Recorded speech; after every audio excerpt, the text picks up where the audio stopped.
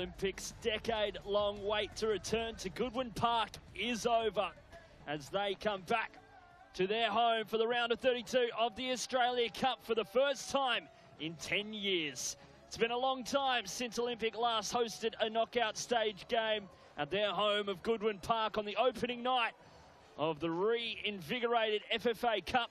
The result on the night, a convincing 3-1 win over Melbourne Knights, and tonight they'll get a renewed opportunity to rise against another NPL giant in the form of APIA Leichhardt, who take their first trip to the Sunshine State in the history of the Australia Cup. Both sides walking out today.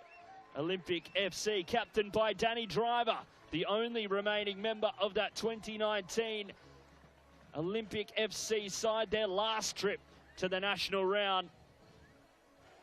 And APIA Leichhardt, captained by Adrian Uchino, a side that have caused many an upset over the years. A big opportunity tonight, but first a moment to appreciate and recognise the life of Dr. Gary Johnson, the under-18s coach here at Olympic and the father of Football Australia CEO James Johnson, who sadly passed away on Monday night. We extend our deepest condolences to his entire family and all those who had the privilege of knowing Gary.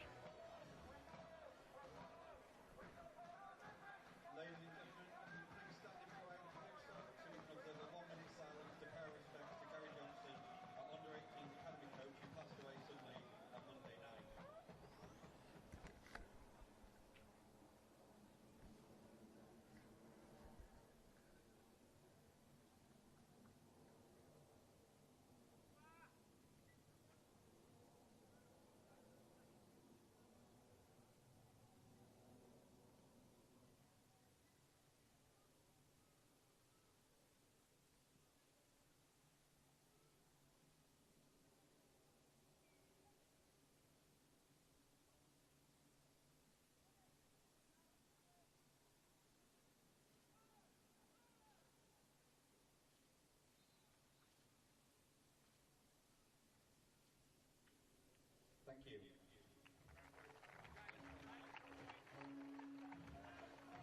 Once again, we extend our thoughts to the entire Johnson family and the entire community here at Olympic and across the Brisbane football community.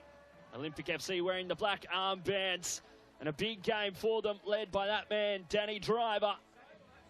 A big night. Let's have a look at how the sides line up for this one. Former Brisbane Roar youth coach Chris Grossman, with plenty of former Roar youth identity in his starting lineup, with Jackson Simpkin, James Nikolovsky, Dan Leck, Cyrus Demi, and Danny Driver all spending time with Roar youth getting the start. Danny Driver, the lone survivor of Olympics' last national round appearance back in 2019 under Ben Kahn. And keep your eyes on Dan Leck and Cyrus Demi in particular, two top performers in the NPL and A-League appearances under their belt with the Brisbane Roar.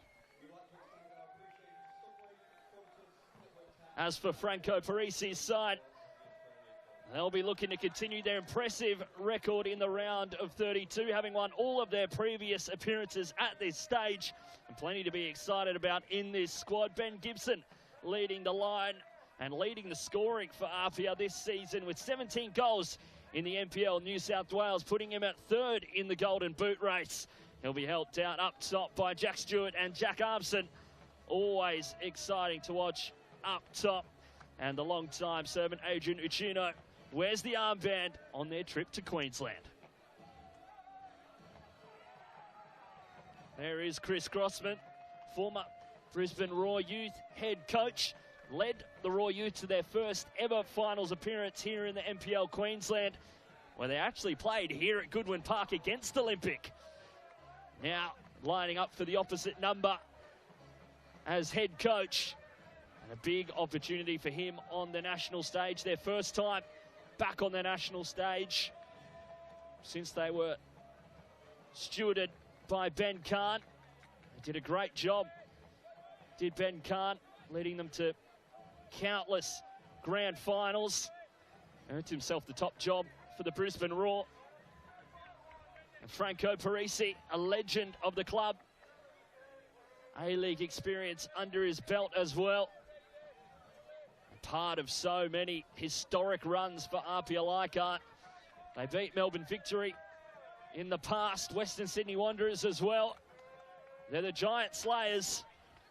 And they've got a big task tonight as they journey to Queensland for the first time.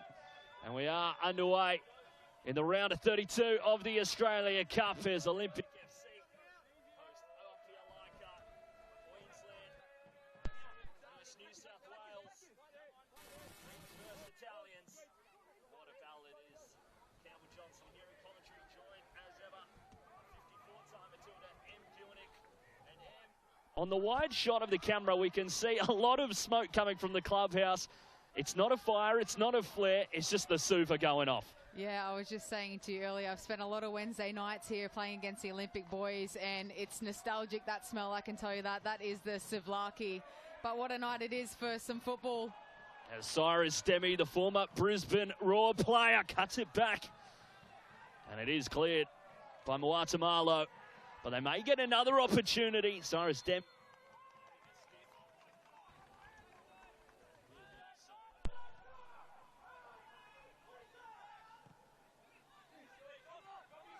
Is Stewart.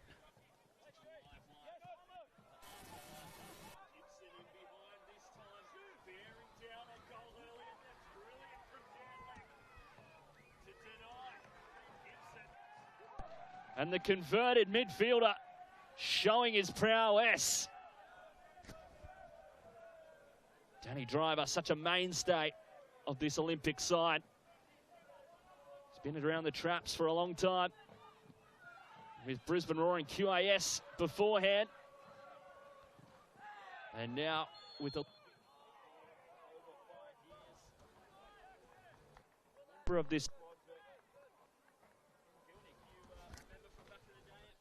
QAS? Yeah, I most certainly do. He's definitely a familiar face. And also Matthew Lugo. I once knew him as what was a young boy, and now he's a full-grown man. So it's nice to see him as a grown-up, and obviously a really, really strong-looking, talented footballer. He's always been good, even from a young age. But I used to train with my brother's boys team at Wynnum Wolves, and he was their mainstay keeper and a very talented young kid, and it's good to see him now.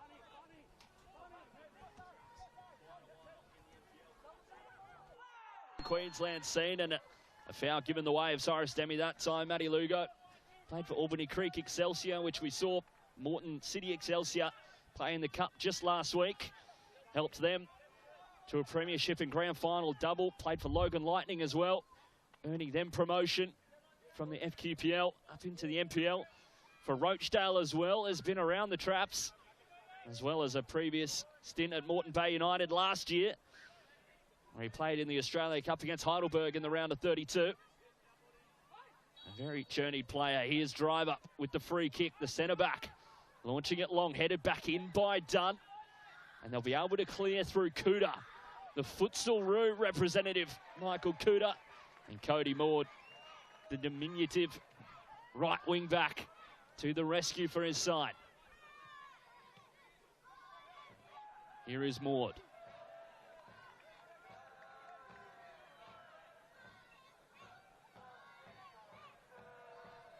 Cody Maud has played everywhere, seemingly.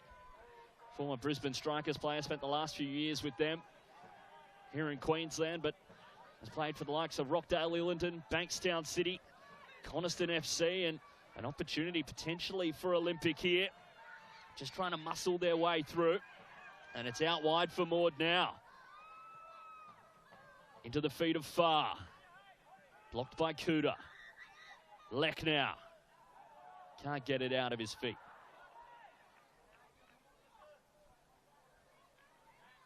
Dan Leck, always an excitement machine for Olympic, former Brisbane Roar player. Plenty of NPL Player of the Years up here in Queensland. Here's Stewart. Back for Uccino in that number 6 role. And Cyrus Demi giving away the foul that time. Yeah, Demi's been pretty active this first 5 minutes already, and I think Olympic have started quite lively, to be honest. I don't know if it's this home advantage. The fans are electric already. Let's see if they can keep it up for the duration of the game. It most certainly helps that little bit of energy while you're out there playing. But yeah, Olympic have had a good start so far. It's a great crowd here at Olympic, a full grandstand. People lining the fence, plenty in the clubhouse, plenty behind the goal too. And plenty lining up for those Souvlakis. Line out the door at the moment. Cyrus Demi been lively to start the game, returning to Australia after having a stint with Næstved Football Club in Denmark.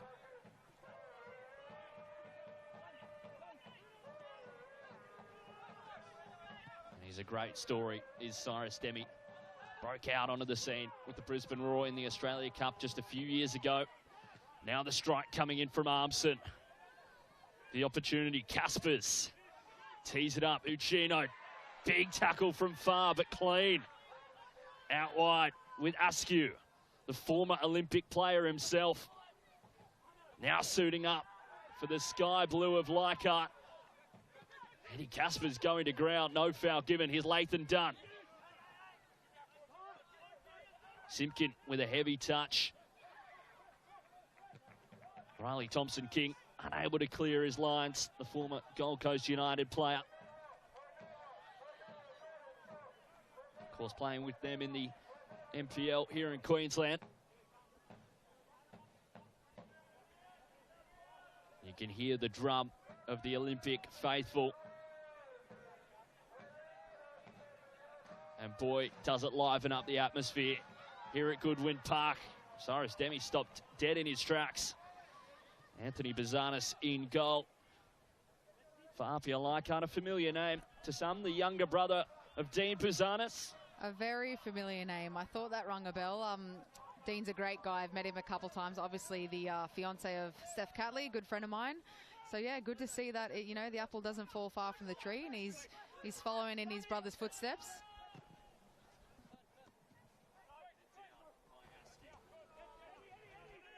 Caspers, former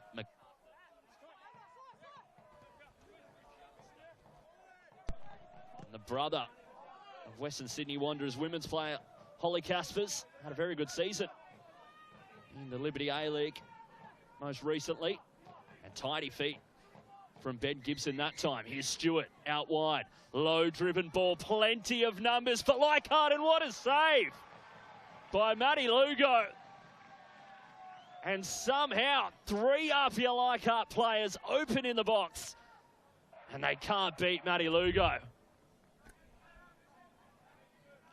Was really good play there from Leichhardt. And Kambayashi, when you see the replay, he's definitely going to want that one again. He actually opened up perfectly. He should have taken it first time on his left foot. I think he's overshot that one. He's overthinked that one in a small space. He definitely should have converted that. The ball in now. Leichhardt with the advantage at the moment, a slip over. That time from Guatemala. No foul given.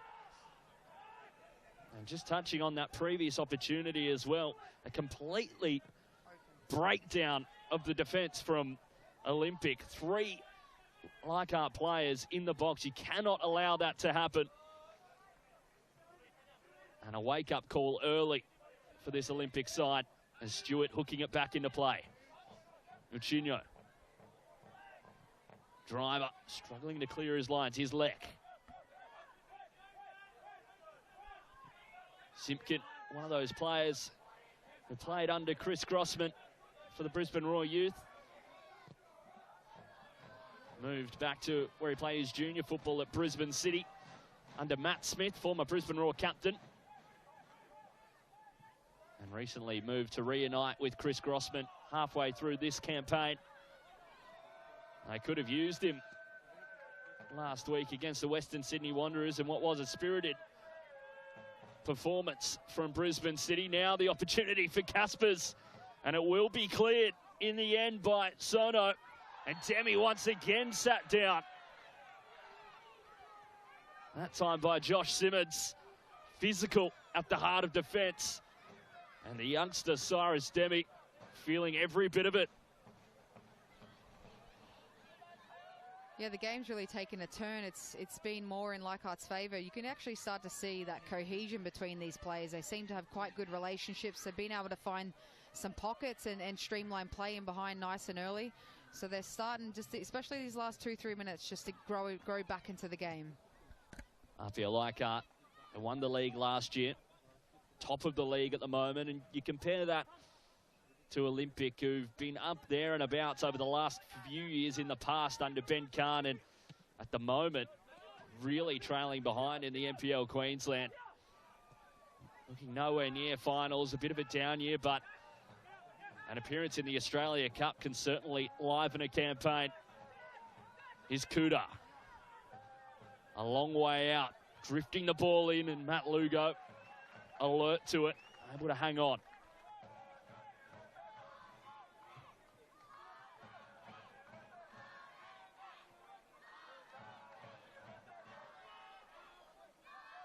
Great to see the community come together here in Yeronga.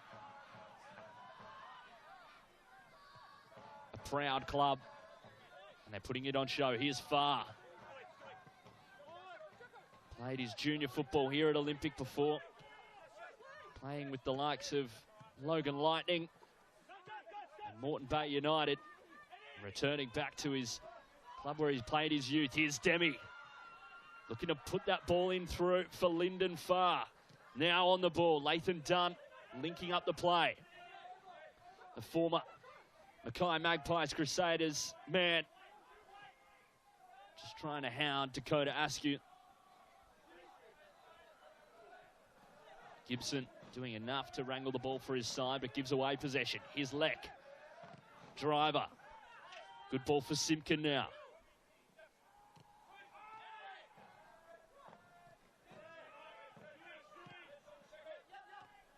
Here's Simpkin. Gibson doing well just to shut down the passing lanes, make it hard for Olympic, forcing them to retreat. Lugo just opting to send it long. Can't find a teammate.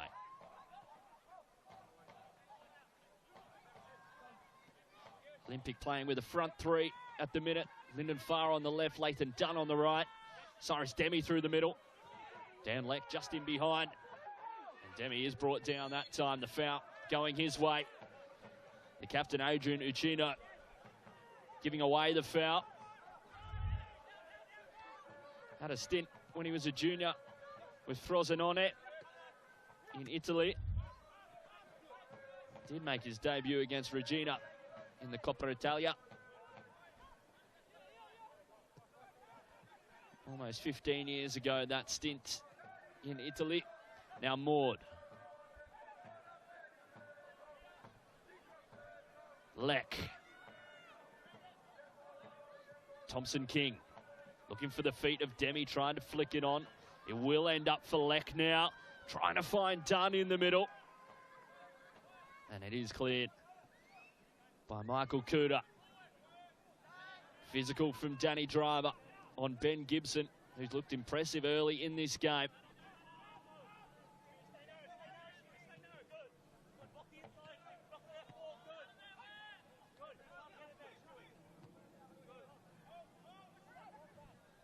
Here's Driver. Ball out wide. Good first time touch by Leck.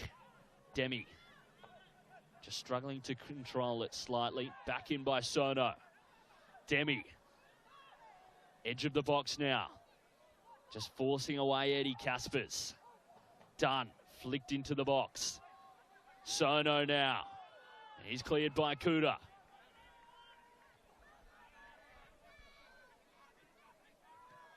Here's Kambayashi. Thumped long. And it may just land. And a smart header back in the end by Josh Simmons. That central defensive partnership with Guatemala, who is on the ball now. Those two connecting well. Such a mainstay of this Leichhardt side is Temba Guatemala. Strong run by Stewart. Driving forward. Cuts inside. And it's well intercepted by James Nikolovsky. Former Brisbane Raw man. Now Far. Wanted Demi. Just let it run on. And those two just not quite linking up to full effect. Here's Sono. A hopeful ball into the middle.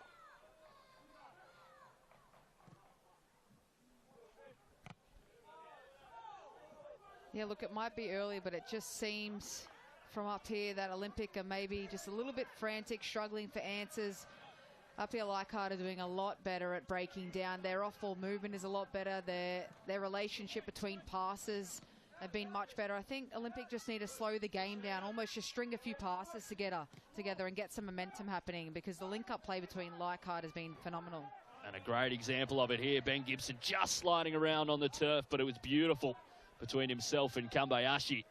And we were saying prior to the game, and both you and I have spent a lot of time here at Goodwin Park, and this is probably the best we've seen the surface.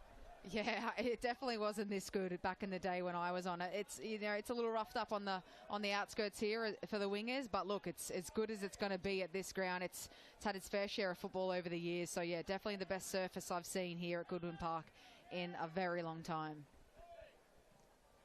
Still a little bit of slipping over from both sides on the turf. Here's Gibson. Back out wide from Kaspers. Kambayashi. Marked by Maud. Here's Kuda. The Australian futsal representative flicked on. And a vital touch by Matt Lugo to deny by the looks of things. And it was a good opportunity for APIA Leichhardt and well defended by Olympic. That is exactly what you want there from a wide area. The exact type of cross that you want with that kind of speed and precision. He just gets the wrong flick off, and strong hand from Lugo. Really good save there. He did just enough to deny. Ben Gibson in the middle, who's looked very lively to start this game. Ball inside now. Flicked back inside. Out of danger, Stewart. The ball from Armson. Blocked by Sono. And just a hoofing clearance from Olympic. Not taking any chances. Stewart. Great delivery, tough to deal with. Punched away with authority by Lugo. Demi. One back by Kaspers. Looked to skip inside, but Riley Thompson-King equal to it. And a fantastic delivery by Jack Stewart, making life very hard for Matt Lugo. Yeah, you can start to see already that it's become a common theme. It's obviously a part of their DNA for APIA Leichhardt to deliver balls from that inside pocket there with that kind of speed. That's what you want as a 9. You want that off-the-shoulder run. You want to get in behind. You want dangerous flick-ons. And you almost want the keeper to come out so it's in no man's land. And as a striker, it's a typical poacher's goal. So good to see they've already had a couple of chances. And I think at some stage in this game, it may pay off for them. Nice bit of inventive play just before by Lyndon Farr as well. Demi, a good ball in behind. Early ball towards the back post. Almost followed up. Sono can't do so. Here's Thompson-King. Simpkin opening the space up for himself. And it is cleared by Simons. And it will be a corner. One of the best opportunities of the game for Olympic. And just starting to work their way back into the fixture. This is exactly what you need from Olympic right now. Just getting the ball in the box, starting to get some chaos in that goal area. And that's a typical example of just what happened at the other end. Here's Thompson-King. Deep delivery, but it will find Leck eventually. Just allowing Olympic to reset. Simpkin, the left back today, has played plenty of centre half in his time too. Here's Simpkin, did very well to evade Dakota Askew. The ball in from far. Chaos in the box now. Armson able to clear it. Maud. Smaller in stature, but did well to fend off Ben Gibson. Lugo. A strong press forcing the error. Kambayashi. Very strong from driver. Here's Gibson. Edge of the box. Armson striking. And well held by Matty Lugo. And that press from Leichhardt forcing the error. Olympic, in the end, do well to handle it. And look, you can see Lugo put his hand up there. He knows he made the wrong decision there, and he put his team under pressure. But good, strong save from him. Much better play there from APIA Leichhardt to get themselves back in the game. Sono seeing yellow this time, just for that challenge on Eddie Kaspers. In fact, it was Armson. And it wasn't pretty. Perhaps looked as though the studs might be up. Was obviously going for the ball in that moment. Could have been in slightly more trouble, but Jack Armson looks like he will be okay to continue. And a yellow card for Fumiya Sono. The technical Japanese midfielder. He's been solid in that midfield today. Breaking up play. Slightly late one from Dan Leck that time on Dakota Askew. Former Olympic player in Dakota Askew, former Brisbane Strikers as well. Jackson Simpkin to take the throw-in.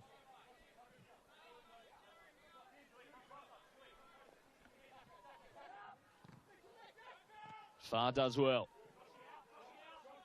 Simons. Strong out of defence. Cyrus Demi needs to make a bit more of himself. Up against the strong defenders. That's a good first touch by Lathan Dunn just to intercept it. The man from North Queensland, Cyrus Demi, brought down. The crowd are rising. And Simons looks to be in a fair bit of strife with that shoulder. Just got tangled underneath the ball, and it might be dislocated. It's a really difficult one here for the referee. He obviously can't see that play in behind. It looks to me like they've clashed, and it's how he's landed on his shoulder. So not necessarily a foul there, but he's obviously come down, and he may have dislocated it, actually. I think they're looking at that now as he popped it out. That's what it looks like, but the way he's holding it, slightly slouched. Let's have a look back at the play. Cyrus Demi, number 9 there. And the two players just wrestling. And that time, Josh Simmons coming off second best. Really hoping it's just the shoulder, not the collarbone there. Looks to see like he's just trying to correct it back into place, which is a little bit concerning. Not pretty at all. And that's where you need the assistance of your assistant referees to spot those collisions, spot those off-the-ball moments that Adam Kersey in the middle may have missed. Things he may just not quite see, especially on that line where the linesman will be going. The assistants today, David Walsh, Joey Lee, Zach Keenan, the 4th. Chris Grossman just having a few words with Riley Thompson-King as they just look to assess Josh Simons. A long-time servant to the club, has been with APIA Leichhardt since 2009. Looks like they are potentially readying a substitute, but it looks like he might be okay. And you hope, after just 23 minutes, that's not the end of his day. Even possession so far. You'd have to say, the lion's share of the dominance, probably with APIA Leichhardt. Yeah, it seems like it has been a little bit 50-50, but I would say APIA Leichhardt have really taken more advantage of their chances. They've had much more dominant chances. So it'd be nice to see the next 5 or 10. Can Olympics start to find some rhythm? Well, they'll have a forward foray here. Lathan Dunn trying to apply the pressure. Muatamalo just putting it out of play. Josh Simons able to continue for APIA Leichhardt. Reminder, APIA have never lost in the round of 32. Dominant at this stage. Better than any other side at this stage, bar one team, Bentley Greens. Got a 100% success rate, winning 5 from 5 in the round of 32. Here's Thompson-King, great ball into the box. And Josh Simons with a crucial intervention just to flick it over the goal. Otherwise, it was landing right on the head of Dan Leck. Really good stats for APIA Leichhardt to not have lost in the last 5 in round of 32. However, they have travelled a really, really long way, so something to take into consideration tonight and something for Olympic to really take advantage of. Their first trip to the Sunshine State in the Australia Cup. Of course, would have been to Queensland in the previous NSL. Danny Driver, the ball lifted in and held onto by Bazanis. I think he'll be disappointed there, Danny Driver. I know he's got the technique to kind of whip those balls, and that's what you want. That's what you really need from that deep pocket. It needs to be either driven or whipped in, because floating balls like that in the air is just too easy for keepers to come out and grab. So he'll be disappointed with that one. Danny Driver, a midfielder by trade, in that number 6 role, but since coming to Olympic has really reinvented himself as a defensive player. In the heart of defence as the ball across the face from Olympic. Playing in that centre-back role for the last 5 or so years. And really found a home here at Olympic. I've always remembered him as a midfielder, I'm not going to lie. So it is a bit of an adjustment on the eyes to see him as a centre-back.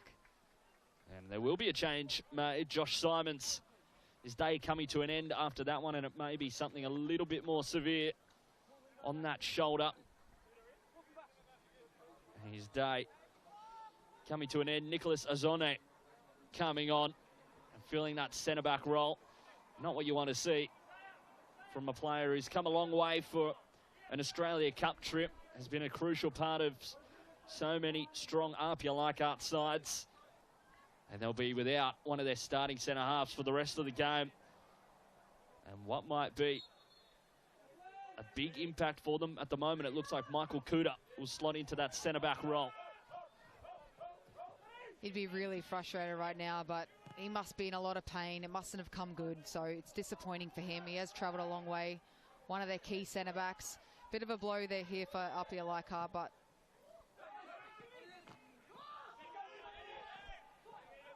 here's Thompson King. A big blow for APIA Leichhardt, that's for sure. Do they have the cavalry to keep up? 26 minutes gone in this game, a long time to go.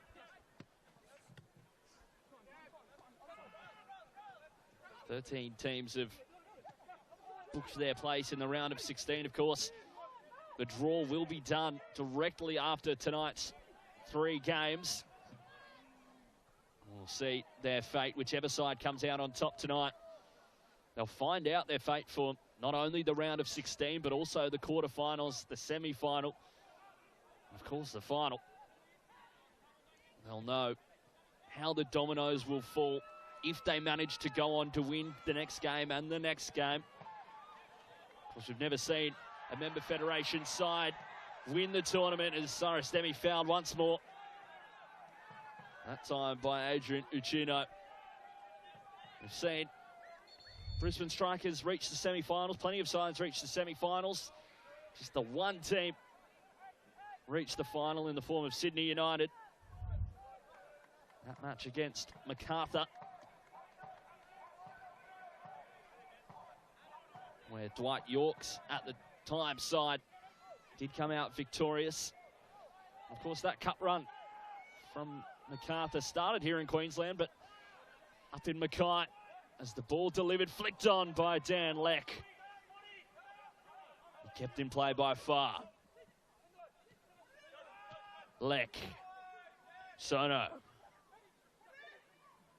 Farr takes a clip on its way through. It's a good ball for Nikolovsky. And an outstretched save from Bruzanis. Wow. What a good save there from Bazanis. That was almost a definite goal there. Have a look at the replay. So he's put in a great ball. He's actually got well above his defender there. Really good save. Strong, long hand out to that bottom corner there. Really got direction on the header as well. He did everything right, but on really good save from Bazanis there. It's great work by James Nikolovsky, former Brisbane Roar youth as well. Did make his senior debut, former Sydney FC Academy player as well prior to that. Played for the likes of Rockdale Illingdon and Mount Druitt Rangers.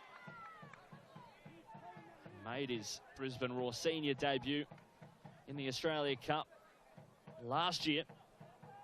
almost to the day against the Newcastle Jets. It was an absolute thriller as well. Louis Zabala scoring the winner from memory. Quinn McNichol becoming the youngest ever scorer for the club, if memory serves me right. He went on to make 7 A-League appearances last year for the club, including 3 starts. Did James Nikolovsky, now playing his trade in the NPL for Olympic FC. That's a big opportunity for players to put themselves in the shop window, especially those young players, just 22 years of age, James Nikolovsky. Plenty of football ahead of him, of course. He's only getting started. Strong defence that time by Cyrus Demi too. Just to deny APIA Leichhardt. Matt Lugo to take the goal kick once more.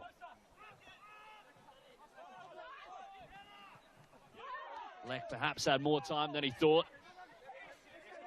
Adam Kersey letting play proceed, and a little bit of a wrestle. He's far down the sideline, bringing down Askew, and he was looking for it. Was Lyndon Farr just trying to buy a little bit of space. Adam Kersey not taking anything that time. Starting to get a little bit fiery between these two sides now. We've still got 15 minutes to play for this first half. But you can start to see a little bit of frustrations. No one's broken the goal drought quite yet. And Exhibit A there from Famia Sono. It'll be a yellow card for Dan Leck for dissent. And that was a heavy challenge by Sono on Eddie Caspers. And a few of the Olympic players just starting to lose their temper a little bit. Just a lazy effort from Sono, just sticking out the leg. No opportunity of getting the ball there. Yeah, it's definitely unnecessary, and that's how you start to get as players when frustration starts to set in.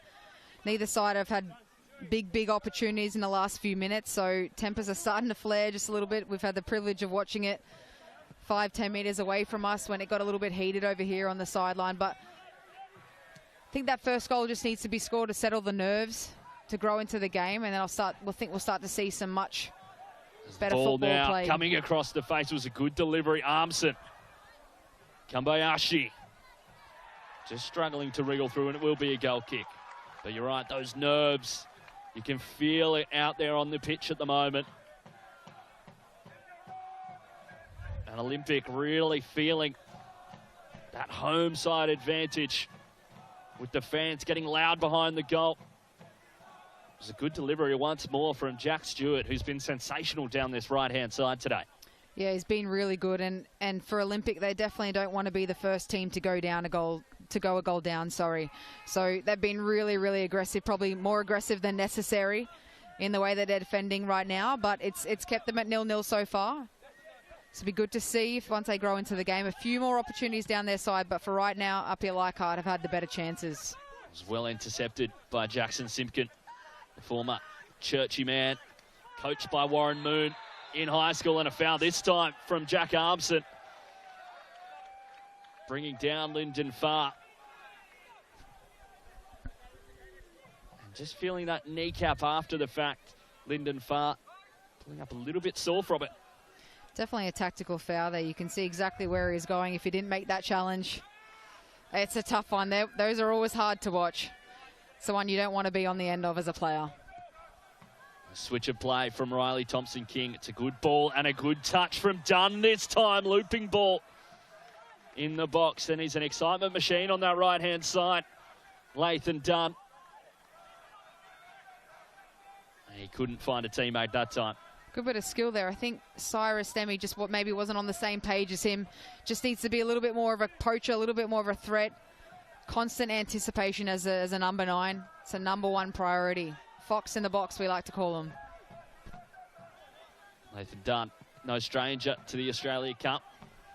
Played in Mackay and Whitsundays, Magpies Crusaders Australia Cup run in 2019. Saw them beat the Coomera Colts, another side here in Queensland, before bowing out to Moreland Zebras. As Dunn having a strike this time. Once more, and it will dribble away after it was blocked. And it is cleared. And almost landing on our cameraman here.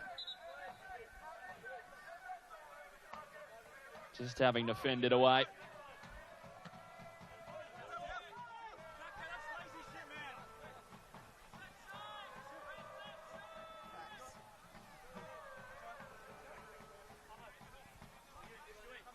Here's Askew to take the throw in. APIA Leichhardt on paper. A very strong side. Defending champions of a stronger league in theory. Here's Dan Leck. For the Australia Cups, one of the great levellers. Of course, Olympic no stranger to upsetting sides from the southern states.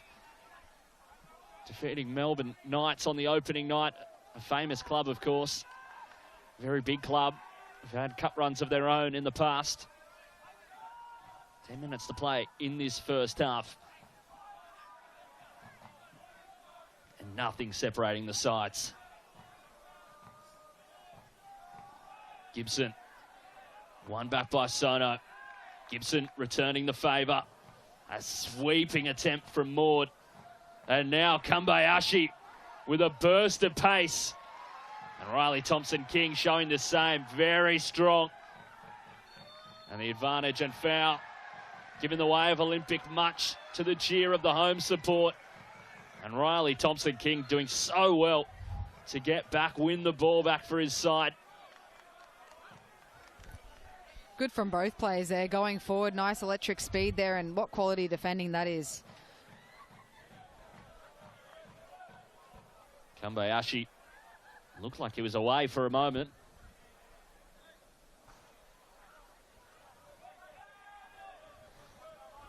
Riley Thompson-King doing enough to retrieve the ball, draw the foul to Demi. Here's Leck. Azone clearing things. Heavy challenge from Maud. No foul given. Kambayashi down on the sideline. Here's Thompson-King and Cyrus Demi just pulling up, and a bit of frustration from his teammates as well. As we see, APIA Leichhardt with 3 shots on target. They've had the better of the chances. Although James Nikolovsky with a very good header. Olympics' only shot on target. I just sense a little bit of frustration out there amongst teammates as well. Yeah, there definitely is. It's always hard when you don't feel like you're on the same page. I think he was caught a little bit flat-footed there. For some reason, it's just not gelling right now for Olympic. I think it has in certain moments, but not as much as APIA Leichhardt have.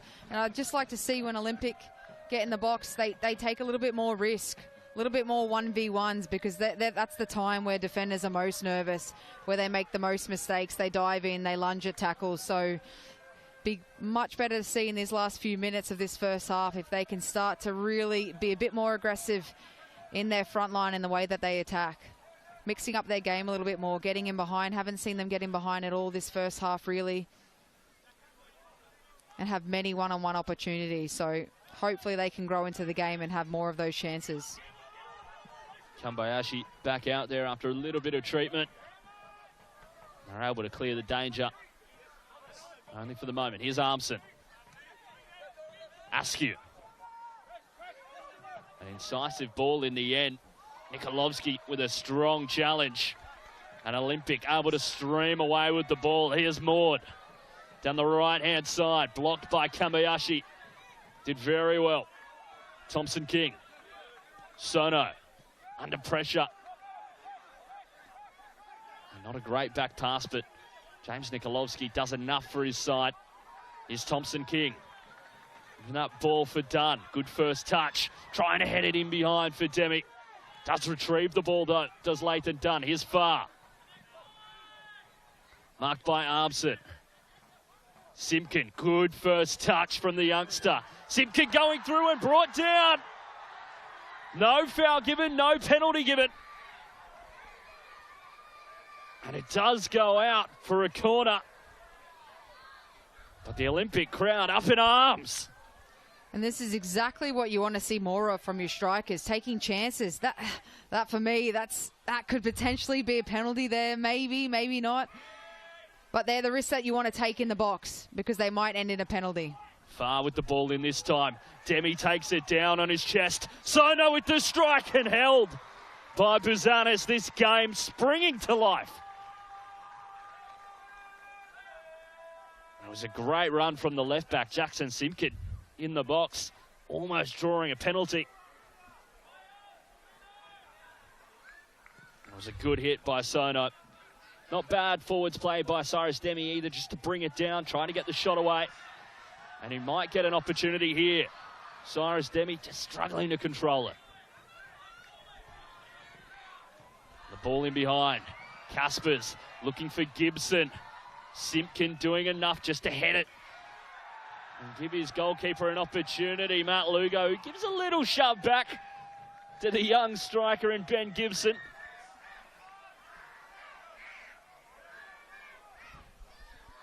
His driver, the captain, long ball. Looking for Dunn. It's a great ball from Driver. Demi has to get in the box in those moments, just trailing a little bit behind.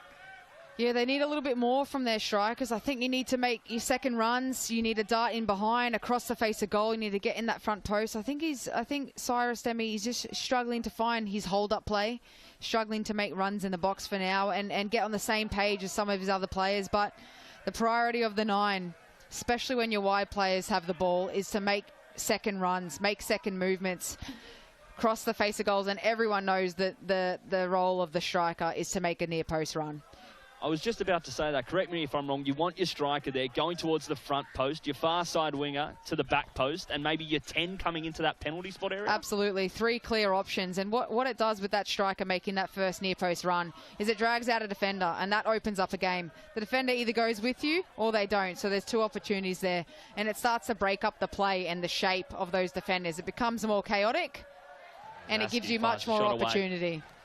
And it also gives the deliverer, at that point, 3 clear-cut options. Can you go near post, get a flick on? Can you cut it back for that 10 running through? And can you maybe dink to far post for that late run from the winger? And if the number 9 doesn't make that run to the front post, they're then filling the space for the 10 to come in as well. That's exactly right. And it's all stagnant then. It all becomes then just no longer controlled chaos. It's just all, it's clear-cut, and it's too easy to defend, basically. If you're a striker, you just want a little flick on from that near post. You don't need to get much on it from there. It makes life hard. It's almost second nature as a 9 now. I think from every single coach I've ever had, they've made it very, very clear to me that my first and only goal is to make that near post run. And I can say more times than not, it's really paid off for me. Well, Liberty A-League Golden Boot stints for Bayern Munich, Aston Villa, now Melbourne Victory. Well, it's paid off. 54 appearances for the Matildas too, to boot. Not half bad. Still not done, though. Still not going. Done. 32 and kicking on. Absolutely, absolutely. Is Thompson King. Simpkin.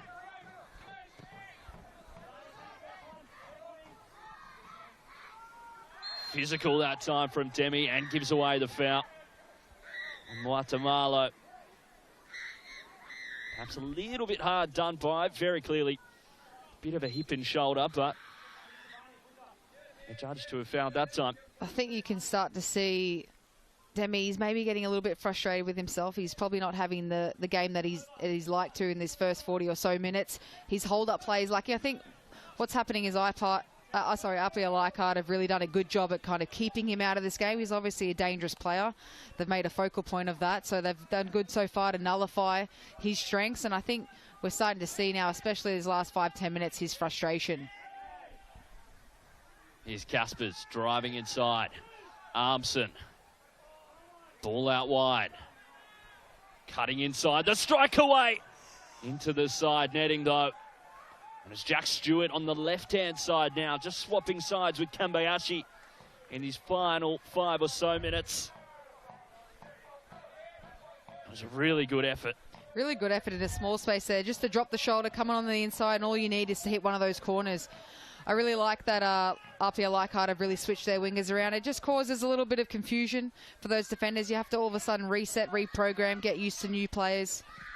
And as well, it's only 5 to 10 minutes. It's not like switching halfway through a half where you can, as a defender, you can probably settle into it and figure them out. You've got 5 minutes.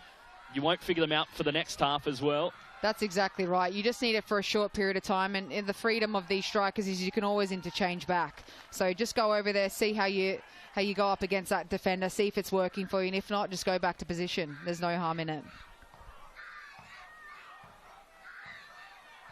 Cyrus Demi just struggling to get into the game. He's been very involved, struggling to make his mark a little bit. He's done very well in the past.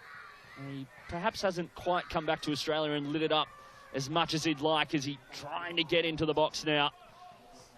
Formerly scored 22 goals in the NPL Queensland, and now an opportunity for Ben Gibson streaming away.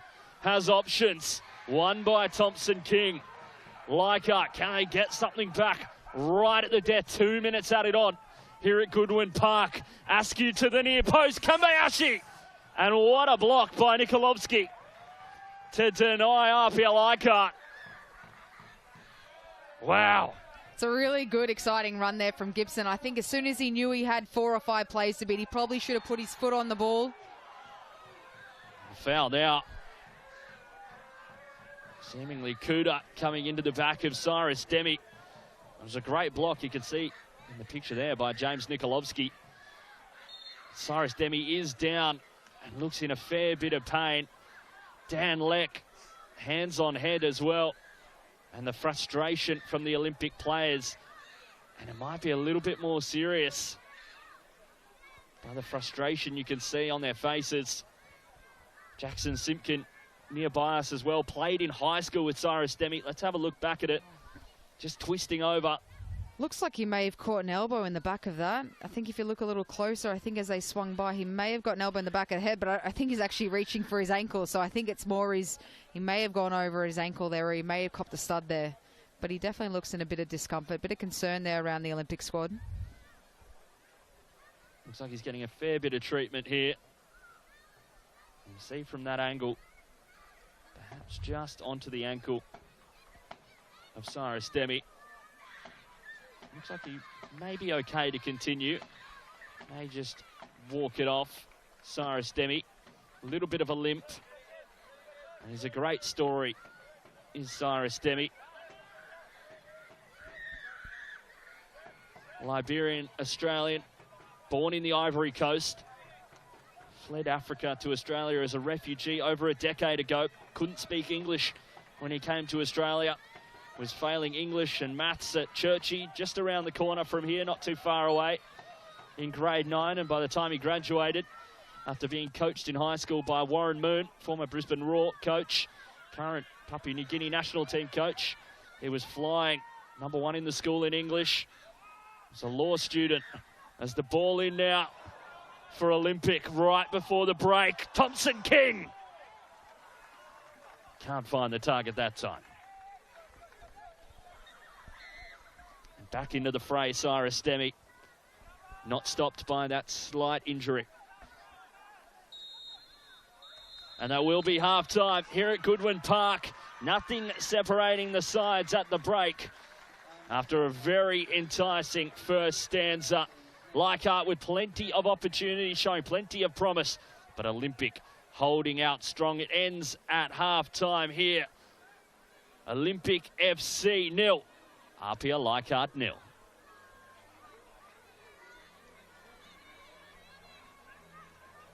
A massive first half here.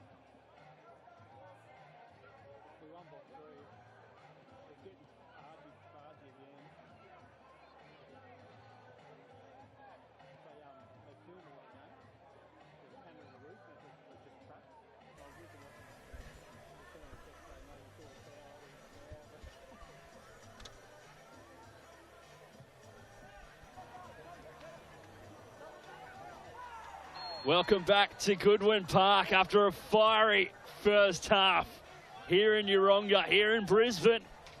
What a first half it was in the round of 32 of the Australia Cup, the final match night of the round of 32, as Olympic FC hosting APIA Leichhardt, NPL New South Wales Giants. And it was a fiery first half here at Goodwin Park. Nothing separating the sides as of yet. Olympic holding out a resurgent APIA Leichhardt side. Campbell Johnson here in commentary, joined by Emily Gilnick. What'd you make of the first half?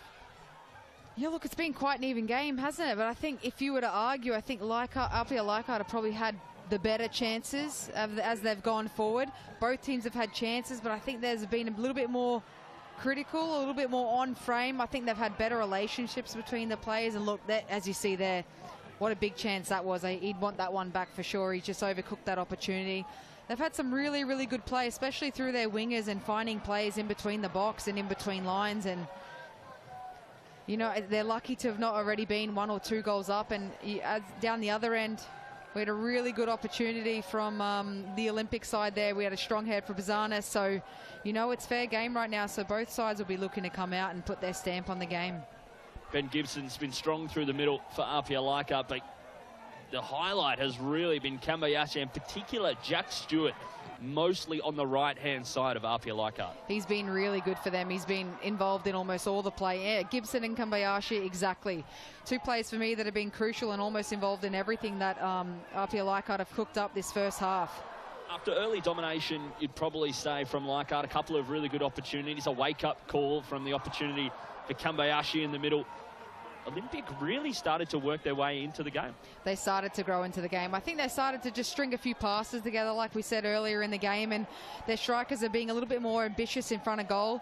And, you know, running up plays, almost getting a penalty there. We've had a shot at goal. We've had the diving header. So we've had a few opportunities now from Olympic. They're starting to build into this game nicely. But APIA Leichhardt, I think they're going to be a little bit disappointed with that first half. They've had really good shots on goal, just not converted any of them.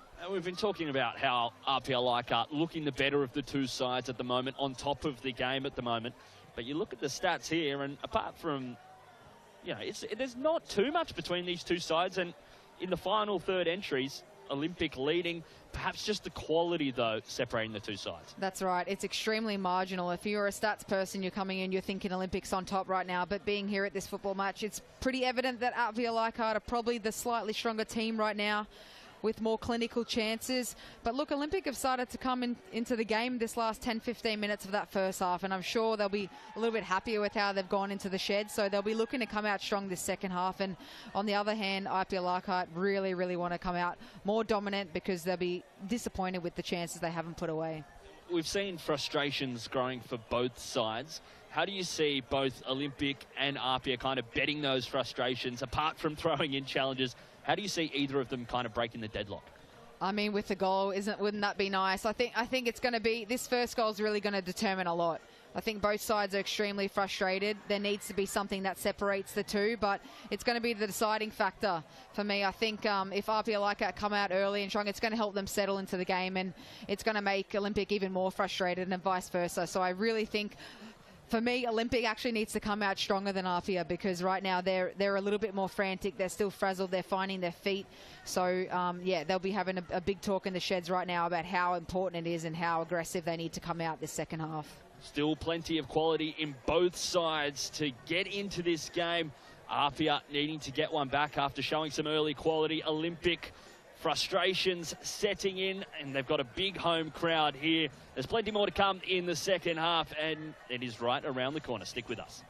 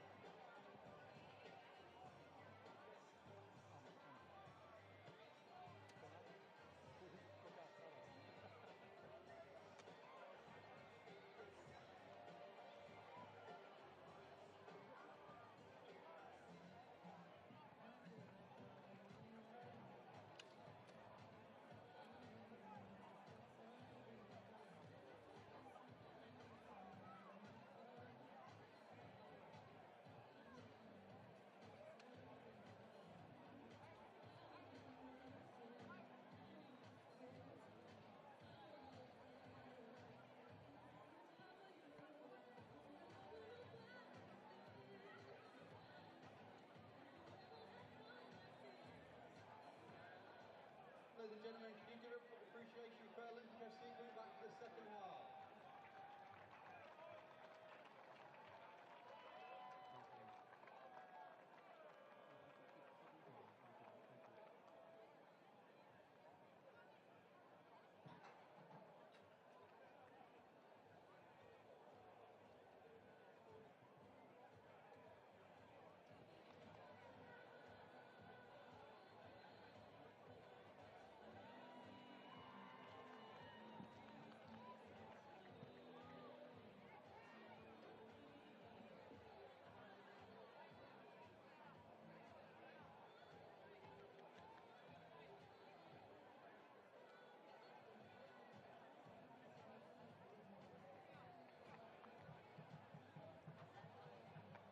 Back to Goodwin Park for the round of 32 of the Australia Cup. Nothing separating Olympic as they host APIA Leichhardt 0-0 at halftime, with plenty to do for both sides.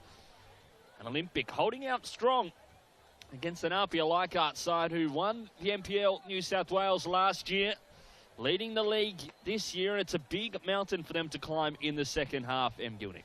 Most definitely, they're going to have to come out really, really strong. Probably have a really good performance for this next 45 minutes. Not only hold out APIA Leichhardt and nullify their chances, but they're probably going to have to put one in the back of the net nice and early just to keep confidence alive, really, because they do come across as maybe the second better team right now. They've still got a lot of quality in their side, a lot to show for. So I can imagine they've had a really big talk in the sheds. They're looking to come out strong and be a little bit more domineering this second half. And APIA Leichhardt, stock standard talk in their sheds, I can imagine. First half disappointing, potentially not good enough. They've had some clear-cut chances. The coach will be wanting more, so they'll be needing to put in a big 45 as well.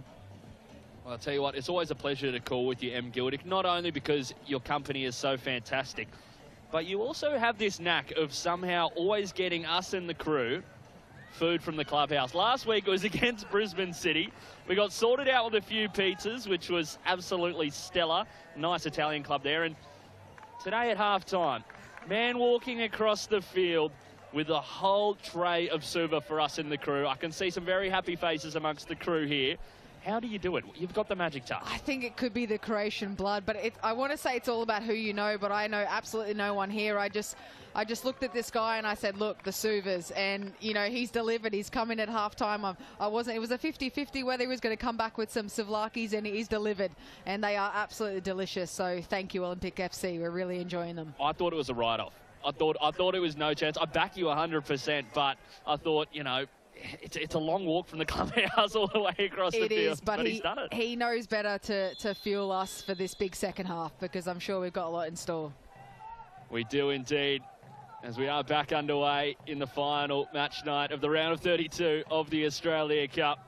As Olympic FC here in Brisbane host APIA Leichhardt. Greek side hosting an Italian side. Queensland versus New South Wales, a state of origin, if you will. Here's Demi. Struggled to get into the game in that first half. Plenty of pedigree. Former Brisbane Roar player. Returning to Australia from a stint in Denmark. Can he be the difference tonight?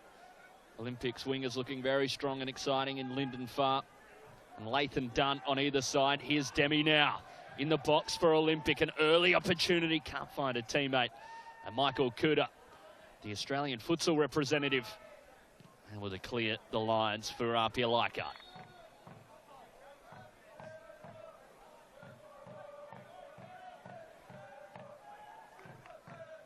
Great support from the Olympic faithful. Plenty of juniors in the crowd. The community coming together. Plenty banging the drum. Putting out the Greek flags as well behind the goals. Nikolovsky heading it away. Perhaps the best opportunity for Olympic in that first half coming from the centre half is Simpkin. Now Gibson. Struggling to keep it at his feet. APIA Leichhardt fast out of the sheds. Here's Stewart. Was so good in that first half. And he has been such a strong performer in the NPL New South Wales over the last few years. Here's Armson. Riley Thompson-King winning it back for Olympic. Leck. The ball in behind, and it is a good one. Cyrus Demi just can't quite get there.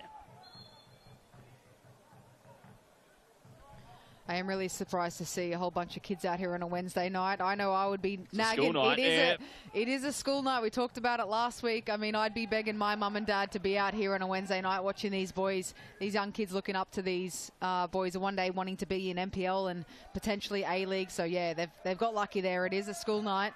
They'll be up nice and early, but it's definitely worth the few less hours of sleep that they will get tonight. It's a special occasion.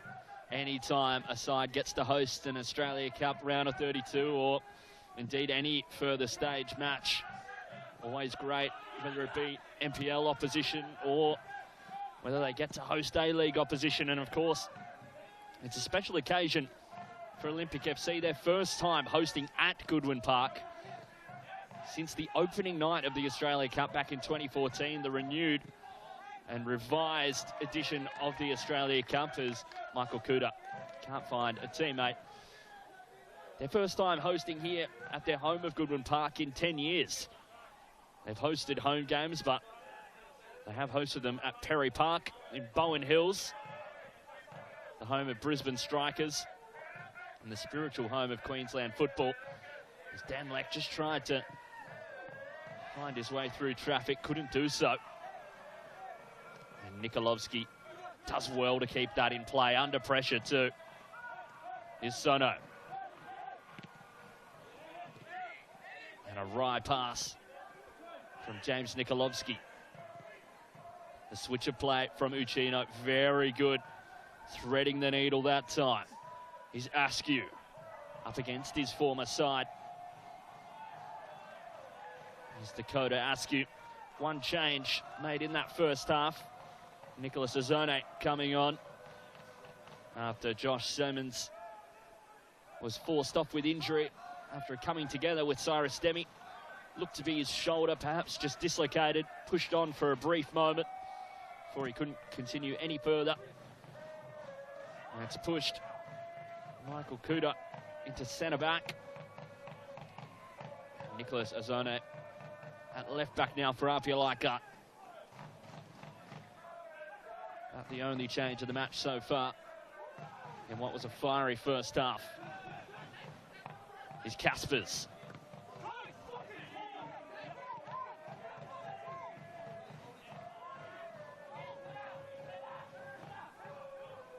Frustration building amongst the Olympic players. The chemistry amongst the APIA Leichhardt side, almost like clockwork, like second nature during that first half, and not quite the same for Olympic. Yeah, I can see what the miscommunication was here. I can see exactly what APIA Leichhardt are trying to do. They're trying to get their winger high and wide and have someone come inside, and just causing a little bit of confusion. And if you don't pass on players and if you don't man mark or do either, if you get caught in between, then you get caught out. That's the end of it. So there was just a little bit of frustration between the players there, but it's an easy fix, just a little bit of communication. APIA Leichhardt, the 4A forward now, Armson, just trying to keep it in play.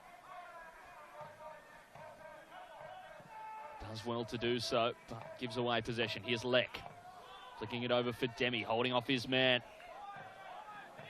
who's done very well today, Muatamalo, to keep Cyrus Demi quiet, making life hard for him. Struggling to get quality touches is the young centre forward in Cyrus Demi.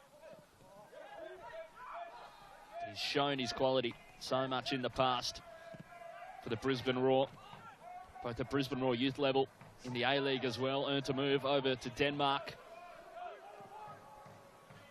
Scored 22 goals in the NPL Queensland back in 2021, getting himself Football Queensland Young Player of the Year and into the Team of the Year. Now the strike from Ben Gibson that time is far. One back by Olympic. Demi finds himself in a bit of space this time. Great ball in behind for Lathan Dunn. Chops inside, puts his man down, and it's saved by Buzanis. But boy, did that get the Olympic crowd up on their feet. And what a goal that would have been from Leighton Dunn.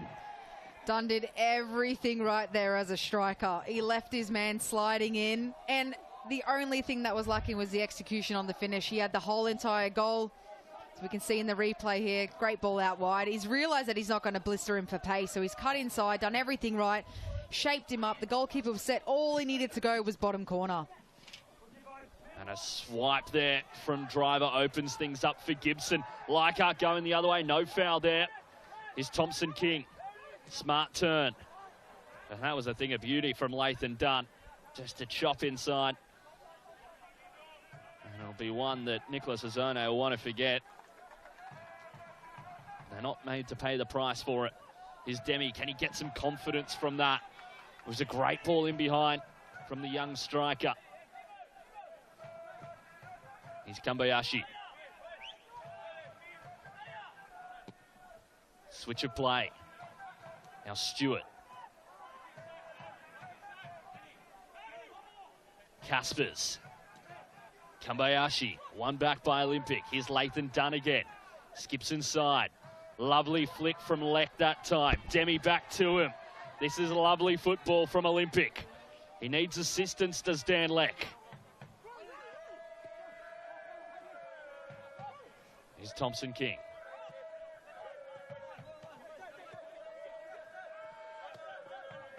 Leck. Sono. Far in the middle. An option out wide, but he'll go himself. Linden far with the strike. And an outreach save from Anthony Bazanis to deny him. And Olympic, well, they're building. They're most certainly building. They've been a lot better this last 5 minutes. My only thing, oh, here we go, sorry, this replay. So he's done really good. He's just taken a peg there from far out, to be fair, and he hasn't shaped up like he's going to take the shot. I think that's what's helped him. He's hit it quite well. On the counter-attack there, just going back to the counter-attack, my only thing for Olympic, can they get their wingers wider, faster, so they can actually take advantage of that counter-attack and get in behind. Thompson King with the ball in the strike from Leighton Dunn. And they want a corner. They won't get it. Bazanis taking it quickly. They're looking to hit him on the break, Leichhardt. Here's Simpkin. Well, boy, hasn't this game just come to life? What was a big first half, but now seems more like two-way traffic. And they switch of play that time. And a little bit of no man's land between Cody Maud and Leighton Dunn, perhaps. The player just wanting Cody Maud to be a little bit higher. The right back, his Leck, can produce moments of magic. Here's Caspers, has looked really tidy in the midfield today. Can start to see that both teams are desperate for that first opener. They're both looking aggressive. The keepers are both looking for that counter-attack opportunity. You can see both sides. They want to be the first ones on the score sheet. It makes a big, big difference with momentum. So I think the next 5-10 minutes is probably going to be very promising, very exciting football. And like you said, it's really lively out here. I think it's going to be a really exciting second half with the way things are shaping up. Don't go anywhere. Here's Armson streaking forward, and a little bit too much of a touch on it, and it did take the last touch off an Olympic player, Matt Lugo. Just coming to collect, not taking any chances with it.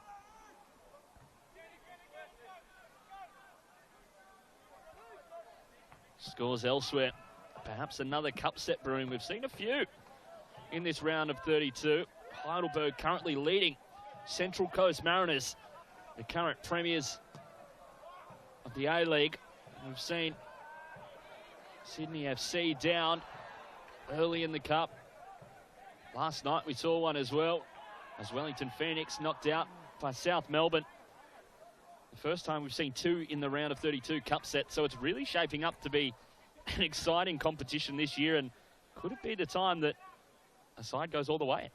And that's what's exciting about the Australian Cup. It gives these NPL sides an opportunity to go against these giants of the A-League sides. And yeah, we've seen two cup sets, just like you said, two A-League sides already out. I tuned into Melbourne Victory last night.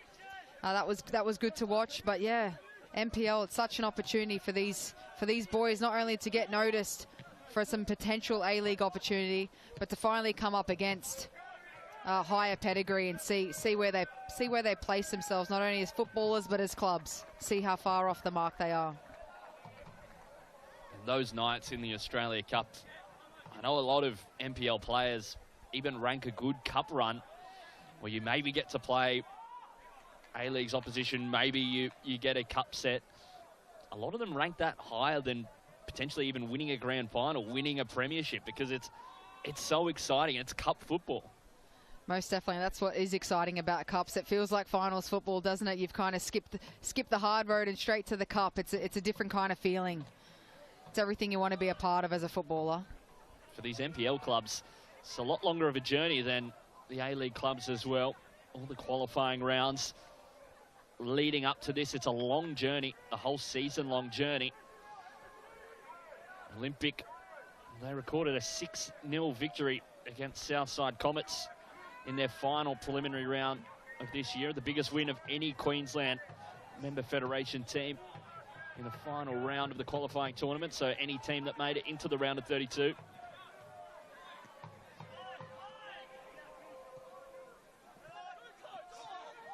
They proved their worth.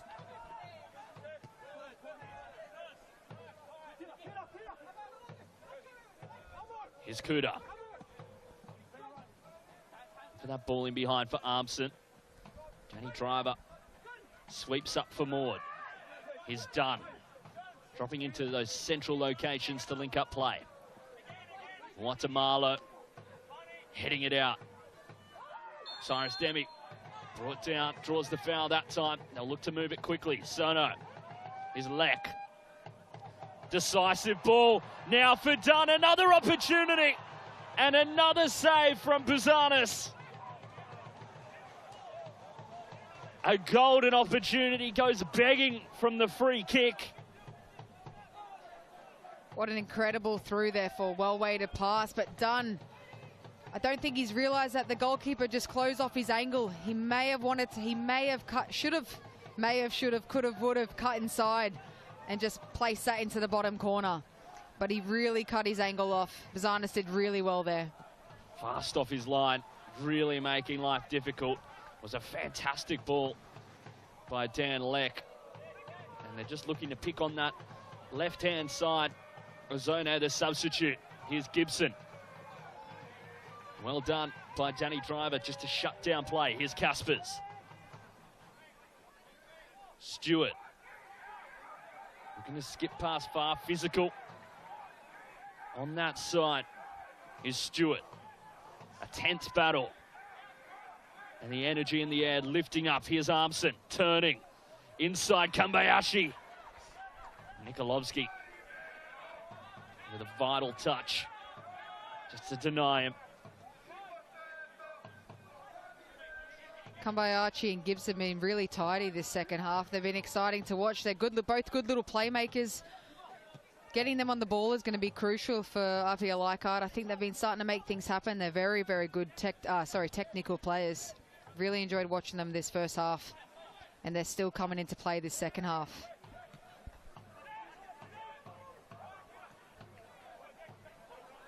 Here's Armson. Lifted ball in behind for Gibson, and it is a good one, but offside is the call on the young striker. It's a good little run there from Gibson, the little off-shoulder run. And you could see he's played right into the path of Buzanis there. Should he have cut inside, or should he have wrapped it in that bottom corner on the outside? But yeah, he'll definitely won't want to watch that one back. It's probably one of the best chances of the game, arguably. Certainly. Buzanis so quick off the line, though. You don't have much time to think in that moment what to do. And that's how tough it is as a striker. You have to make really, really clinical decisions in a very, very marginal time frame, and that's what makes a good striker. Being able to bury that ball under pressure. To be honest, me, as a typical striker, I actually love having less time. I make better decisions. I hate having time on the ball, so I would have loved an opportunity like that. I would have relished that. Well, Lathan Dunn, despite not putting them away, is really standing up, getting himself in really good areas. Certainly the most potent of those Olympic FC attackers so far in this game. And now APIA Leichhardt away. Caspers. Maud able to recollect. They have to make those runs in behind to Olympic. Here's Maud. Olympic just trying to remain positive. And it's a perfect example of the wingers actually keeping their width. I think Dunn has had a really good second half so far because he's able actually to keep his width there. So that's what you want on the ball, especially throughout a counter-attack. You want your wingers wide. You want to be able to break lines. And if they're too far inside, the gaps are closing and the opportunity just gets less and less. So really good. He's been really good this second half. Really exciting to watch. You can hear the noise from the Olympic faithful starting to rise as they feel their side creeping into this game. Two fantastic opportunities. Arguably two of the best of the game so far for either side. Can they capitalise? Who will bend, who will break? Tense affair, the ball in behind. Matt Lugo will collect. They've started to threaten with Gibson in behind a few times now. Maybe they see a little bit of a weakness there. So I wonder if they're going to get rewarded for that and potentially capitalise. He's making good, smart runs. I think it's a matter of the perfect delivery. But he's making really good runs in behind. I think that's maybe what it might take instead of the hold-up play and a few combinations. It might take a smart off-the-shoulder run to get in behind and finally break down this Olympic side.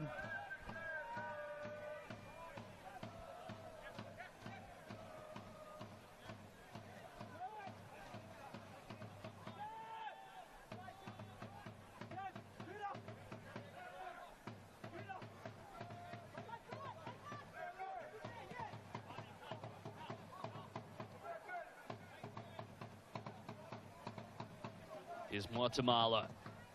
He's done a good job at the heart of defence so far today. Here's Leck. Dunn and Leck just crossing lines in that moment. Nathan Dunn perhaps just having to keep his width. Drifting into Dan Leck's area as the ball in behind. Matt Lugo bobbled, but held on to. And a strong run in behind from Ben Gibson. Really testing those centre-backs. That was a really, really good ball. And a great run as a strike. I think if he anticipated just half a second earlier, maybe he gets a toe on that. But a really good look. Really good variation in play there. Love that ball in behind. Here's Caspers. Gibson holding it up this time and taking a ping from a while out. No chance of Matt Lugo letting that one past him.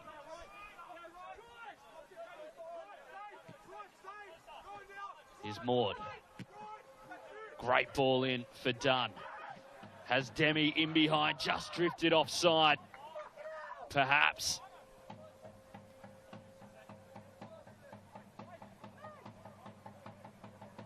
He was in the right area, just a little bit too far ahead. Do you think he thought he was offside in that moment? Yeah, I think I've seen him back off. It's just the timing, isn't it? The execution. You know, you want the pass at the right time, and once you've overshot your run, there's not too much you can do about it as a striker.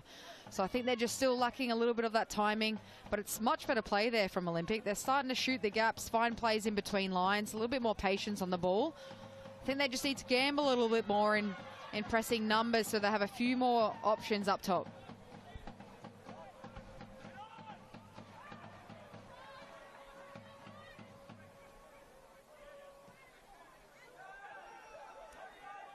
Here's Thompson King. Maud. This is good from Olympic. Sets them up well. Maud, strong tackle from Azone. Wanted that ball inside for Lathan Dunn. They find territory.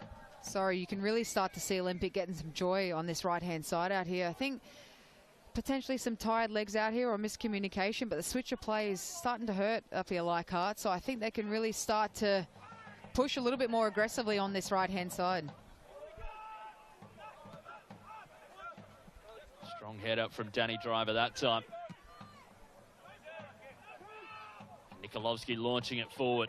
Kuda able to get enough on it as to Azone. Good turn from Leck. Far now. The option. Striking. was Lyndon Farr. Perhaps not quite the option. Yeah, probably not the best option from him. I think he had an overlapping run there down the left-hand side, but just a lack of commitment. I think if he followed through, maybe it would have made him a better option. But yeah, he didn't get the right quality on the ball there for a shot, and maybe not enough of a purchase in the right position, really. So I think you can start to see the impatience setting in from both sides, starting to take some unnecessary chances instead of really focusing on some good, solid build-up play. Just stuck in two minds. Here's Gibson. That's a great ball for Armson. And strong from Jackson Simpkin to save his side. Much better from APIA Leichhardt. And they do win themselves a corner. And neither side yet to make a tactical substitution, but a really strong bit of play from Gibson. Danny Driver perhaps either slipping over or diving in a little bit too early. But APIA Leichhardt readying a substitute on the far side. 70 minutes gone. About that time to get some fresh legs in there.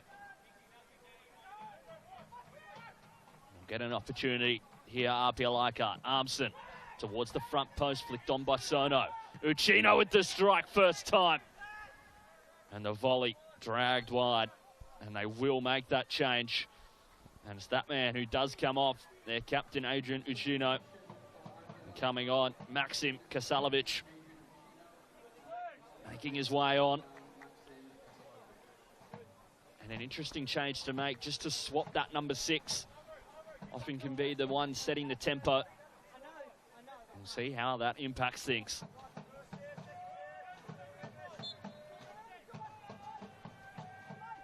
It's always an interesting change when you swap out a 6, and you know, it might just be a matter of getting some fresh legs, some fresh ideas out there.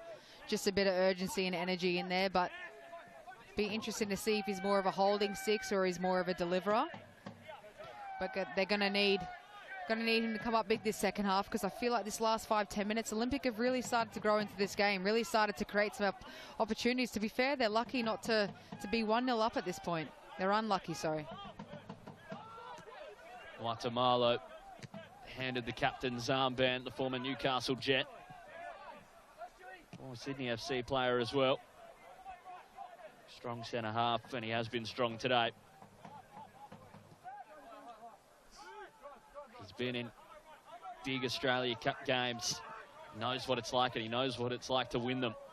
More importantly, here's Leck. Just struggles to turn. Done. Brought down. No foul given. Looked a little bit harsh, but the ball launched forward. Matt Lugo. Just wait for it to come. He definitely got clipped there. He's a little bit unlucky not to get the foul there, but they've played on. Driver, ball in behind. Done, circling underneath it. Struggling to pick it. Can't bring it down. Here's Kasalovic.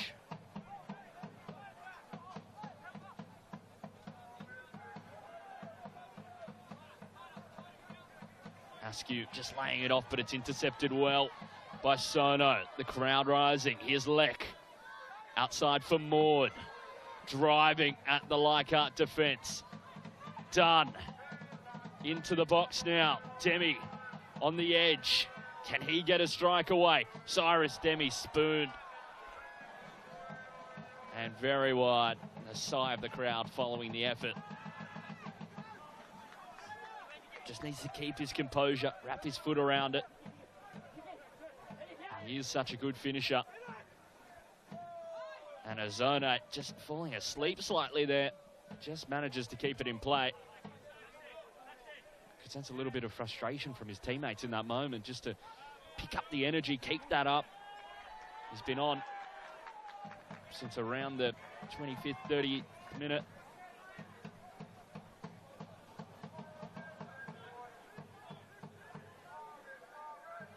Simpkin to take the throw in on the far side.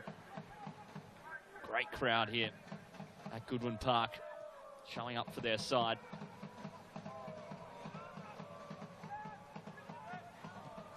Of course, this game will go to extra time if neither side is ahead after 90 minutes, and if required, to penalty shootout as well. And as well, after the game, make sure you stick around because the draw for the round of 16 quarterfinal and semi-final will be done after the match for all of the round of 16 sides. 13 sides have booked their ticket. Another 3 will do so tonight. Heidelberg currently drawing with Central Coast Mariners. Central Coast getting one back in what was looking like what could be a cup set. Northwest Spirit currently 3-0 up over Glenorchy Knights. And now Armson, a really strong ball into the box. And Ben Gibson just a little bit behind the plate. Cody Maud doing well, slightly wrestled off the ball that time. Here's Caspers. Back for Azone. And it was a really strong delivery on the first attempt into the box from APIA Leichhardt.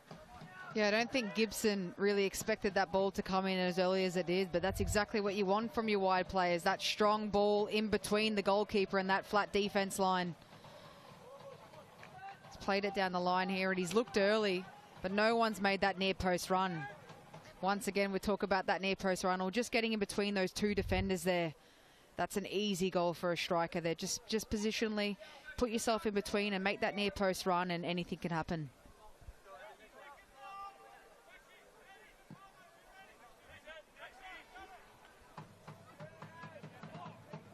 Here's Lek. Couldn't quite flick it on for Cyrus Demi. Kasalovic, the substitute, getting involved. Askew out wide. No help there, and runs into the Olympic bench.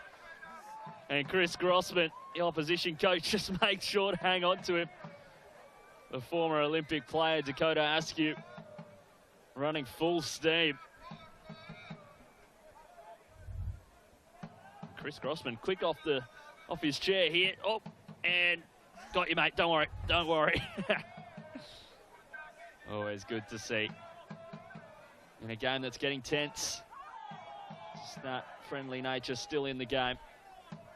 Shouts for a handball there, not given. Kambayashi. Intercepted by Simpkin, who's been solid down that left-hand side. Armson skips past. Options in the middle of Ben Gibson. And the ball in. Just can't quite get enough on it. It is cleared by Olympic.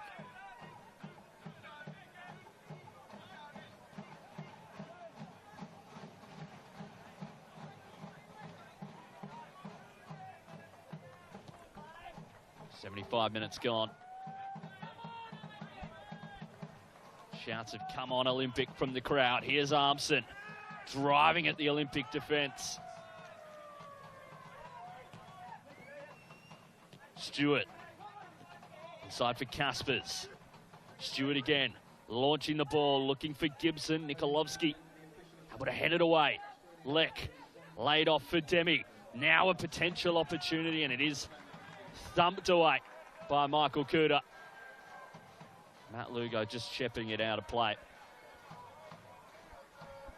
It has to be soon for these sides. 15 minutes to play if they want to stop it from going to extra time. What a game we have on our hands. Here's Sono launching the ball forward. The run from Demi. Not on the same page.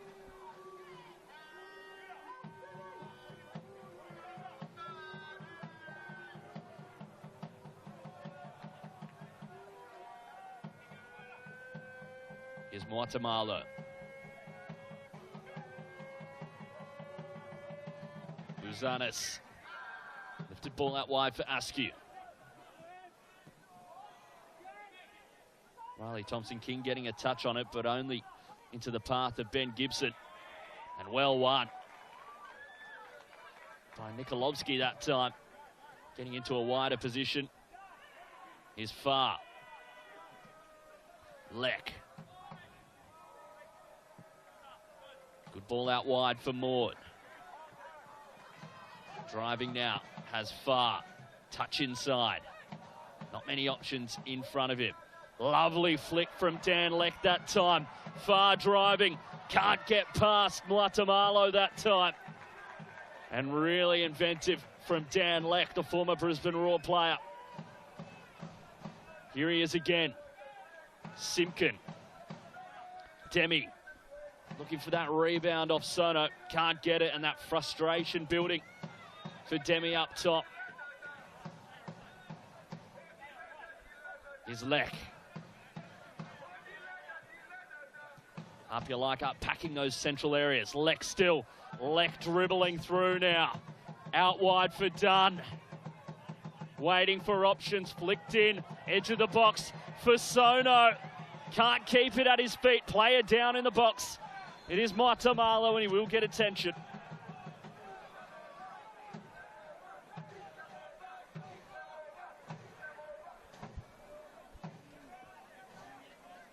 And he's been so strong at the heart of defence today. As Temba Matamalo just holding onto his face, perhaps a high boot in there. It was a mazy run from Dan Lech, and this ball just lifted in. And seemingly fairly innocuous off the play there. Perhaps Cyrus Demi just coming across, maybe a stray elbow. Didn't really look to be too much in that. No, it didn't. I'm not sure if it was off his own player as well. It was a hard one to see there, but he's obviously struggling. It looks like he's been hit in the face potentially. Don't know if there's blood as well. I don't think so. They might be cleaning something up, but I think he's going to be okay. Much better speed of play there and urgency. Perhaps just that late boot coming in from Jack Armson to clear the ball. But this Olympic crowd really getting behind their side as they seek refreshments on that touchline. And it looks like there might be a little bit of claret, a little bit of blood, just with the patch applied.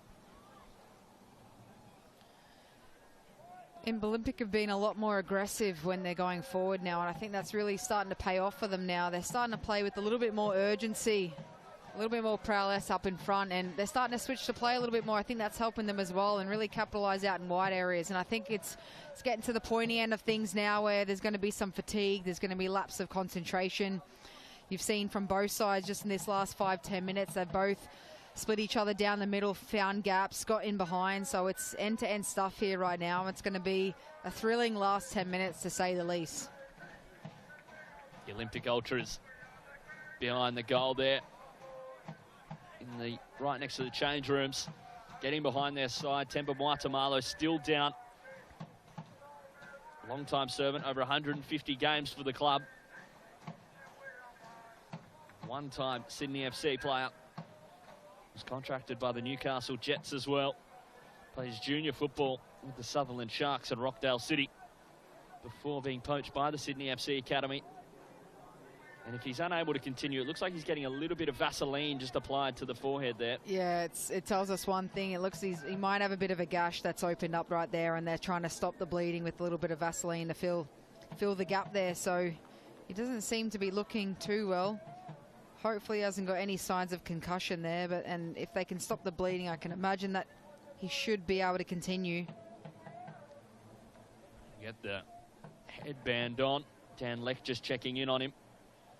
Good bit of sportsmanship and classic centre back to get the headband, the strapping around the head. Almost every centre back at one point in their careers has had to have that. Put their body on the line at that end to stop the goals going in, and at some point you've got to wear the headband, don't you? Well, as someone who played one season at centre back, I never had to wear that, so maybe that's why I'm not playing professional football, not putting my head in the tough places. Probably showing there. 10 minutes to play. There will of course be plenty of added time here at Goodwin Park after this and previous players going down. Seems like he's not able to actually get up off the ground. I think he might be feeling it a little bit more than what they expected with the head clash. So they've patched him up there, but he can't. I think he might be feeling a bit wheezy just from the body language. He's struggling to get back on his feet. Perhaps just showing some signs of concussion, maybe a little bit of lightheadedness. We hope not, but it looks like it might be his day coming to an end. APIA Leichhardt still with 2 outfield substitutes that they can use in Anthony Sparacino and Alex Denmead. That's what you love to see. The Olympic juniors and fans beating the drum. And APIA Leichhardt, well, they really need to keep Temba Muatamalo on there. He's been so good for them today. It looks like that will be his day coming to an end. And it looks like Olympic will be making another change as well, I should say. Brandon McMorrow, former Brisbane Roar youth youngster under Chris Grossman, getting ready to come on as well. Lathan Dunn, the substitute that will be made. And it's an interesting change because Lathan Dunn has certainly been the most potent and the most dangerous player for Olympic in this second half. I'm definitely a little bit surprised by that. He's been really, really good out wide. He's been fast, he's been energetic, lively, getting on the ball, making good runs in behind, but maybe we're seeing a potential like for like. Maybe it's just an inject of energy. We could see potentially Brandon McMorrow's typically played as attacking midfielder in that midfield. We could maybe see Dan Leck move a little bit wider, maybe just see Brandon McMorrow play in that wider position. We'll see how it plays out. It looks like he's picking up the same area that Lathan Dunn was filling as an opportunity. Straight away, Cyrus Demi fired in as calls for handball not given. Another change was made too. Alex Denmead coming on in that centre-back role. Looks like he'll slot in at right back though. Here's Simpkin. Slotting it through for far across the face, causing plenty of issues. And offside is the call. And that change just forcing Franco Parisi to move around the magnets and slot Alex Denmead in. And he's actually picking up the left wing position, forcing Dakota Askew into centre-back. What a lively start off that short stoppage. So a change for APIA Leichhardt, forced into it. Temba Muatamalo's day coming to an end. How will that change things? An all-new centre-back pairing from how APIA Leichhardt started the game. You don't see that every day. Lyndon Farr brought down Dan Leck with a few words for Kembayashi after the fact. And they want to get things started quickly. Here's Maud McMorrow, the former Brisbane Roar youth player. Riley Thompson-King. McMorrow, here's Demi.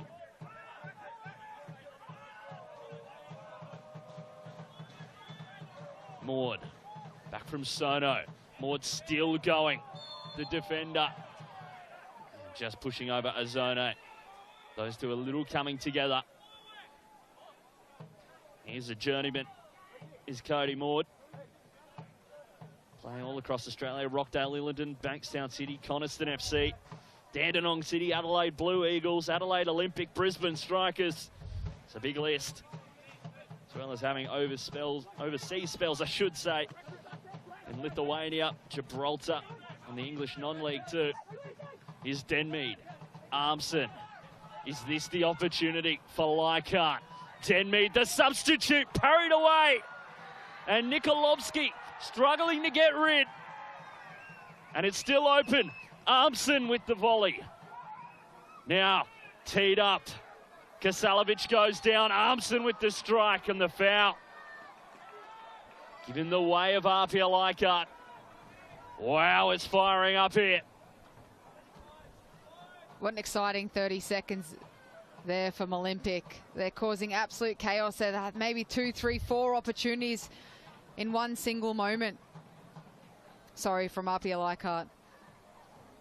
First one there getting parried away. Then Gibson with the potential penalty.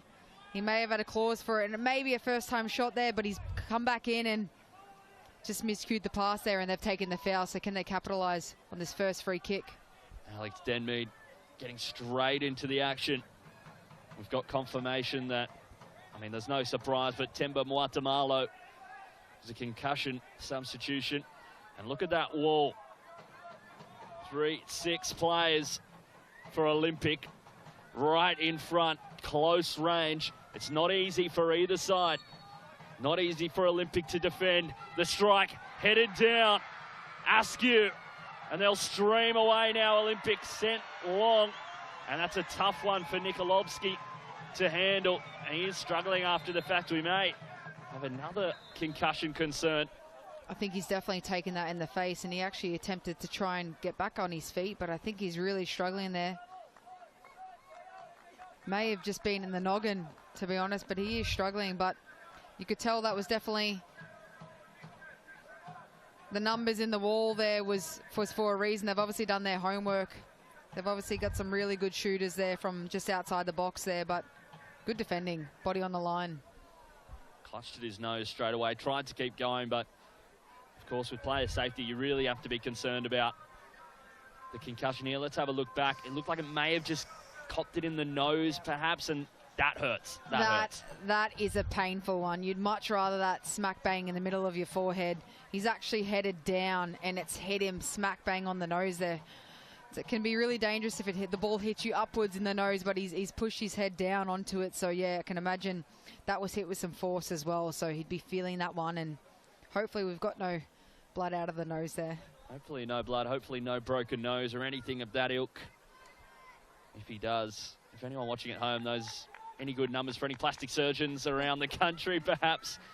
I mean, we hope he's all okay. James Nikolovsky's had a great game. Good early opportunity at goal as well. Resolute at the back for Olympic.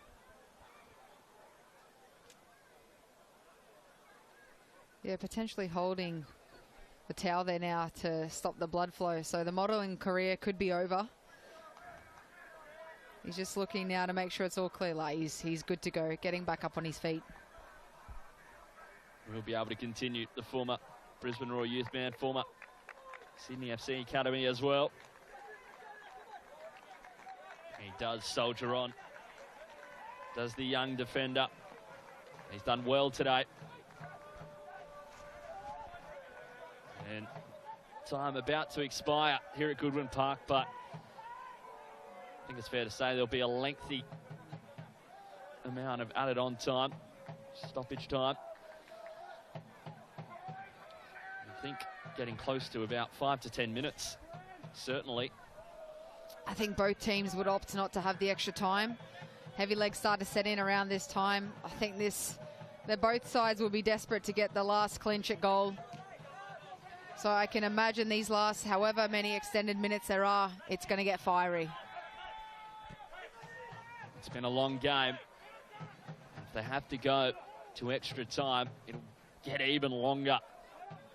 And at that point, anything can happen. Quality starts to matter a little bit less. Those tired legs, mistakes start to creep into the game. Anything can happen. McMorrow pushed off the ball that time by Denmead.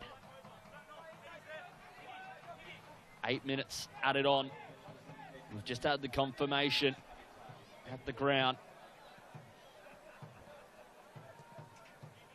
Thought it might be slightly longer than that, but in the right ballpark, that's for sure.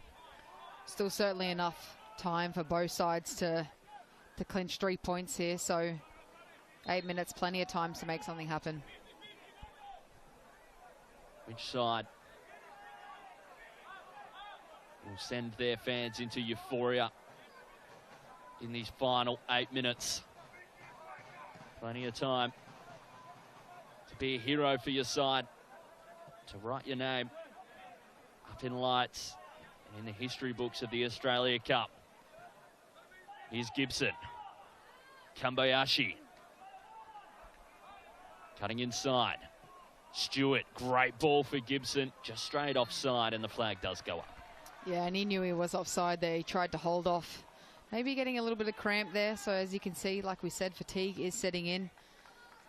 Good little bit of play there, but he's just mistimed that one. He's tried to let it go, but Kambayashi wasn't anywhere near the ball to keep play running. I think we're going to start to see some of these things, these lapses in concentration, miscue passes, overhit shots. So some of these things are going to start to creep in now, just like we spoke about. So it'll be a matter of who wants it more, that grit, that determination, who can push the body a little bit further to try and get that last minute goal. Olympic just trying to force Leichhardt into some errors, pressing high, trying to win the ball back in a great area is Sonos.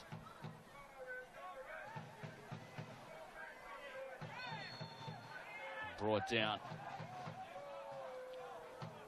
There's Eddie Caspers. Sono has been good in the midfield today for Olympic. Combative.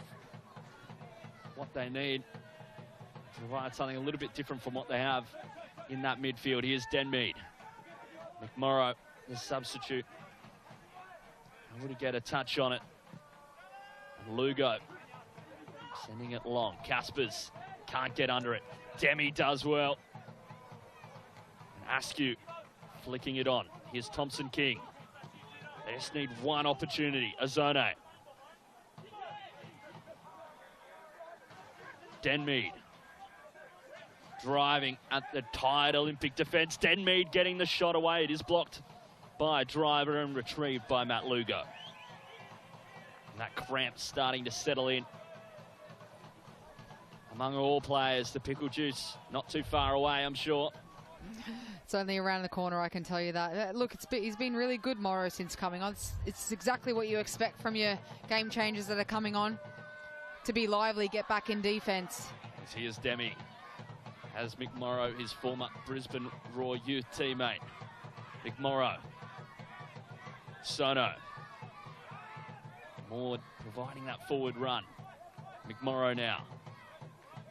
Such a technical player. Good on the ball. Wiggles out of one, wiggles out of two. Can't evade the third.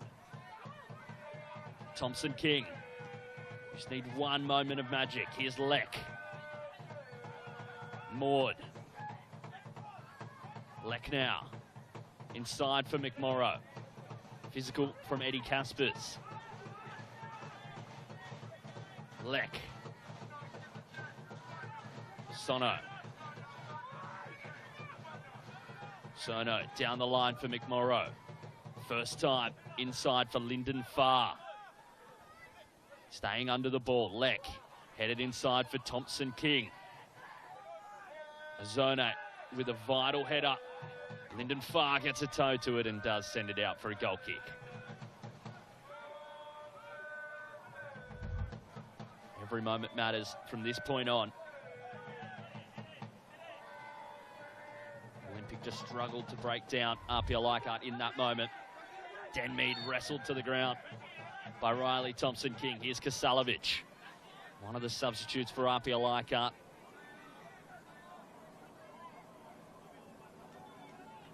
They've been forced into making a few. Olympic only making the one change so far. Brandon McMorrow, the only substitute. Ozone. Now Gibson. Going towards the byline and last touch. The time coming off Cody Maud.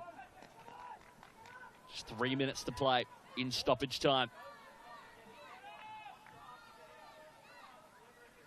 And APIA Leichhardt with the opportunity from the corner. Jack Armson standing up to take.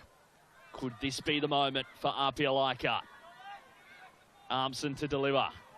A deep ball now. Headed briefly away by Nikolovsky. Not headed away with authority, though. Here's Kuda, the third captain for APIA Leichhardt tonight. Their two previous forced off with injury.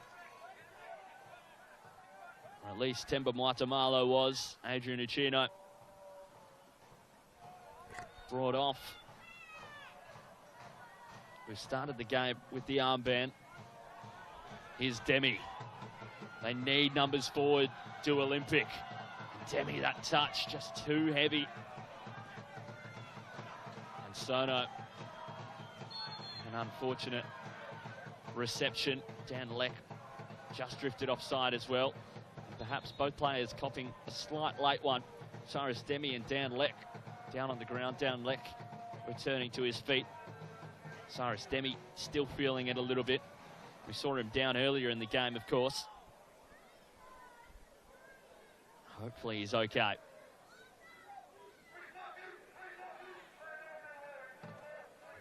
Not much left in this game. As it stands, looks like we may be heading, and that's not what you like to see. One of those innocuous off the ball, no player near him. Yeah, I don't think he's had any contact made to him. It looks like he may have may have felt a little pop in his Achilles or potentially his calf, or maybe rolled his ankle, but he's in a bit of discomfort there. He definitely felt it early as soon as he landed there, and he's hobbling off now. I don't know if he's going to continue, but he might just take a brief stint off and come back on and finish out this game. Signal from the physio. Looked as though he would return, at least briefly.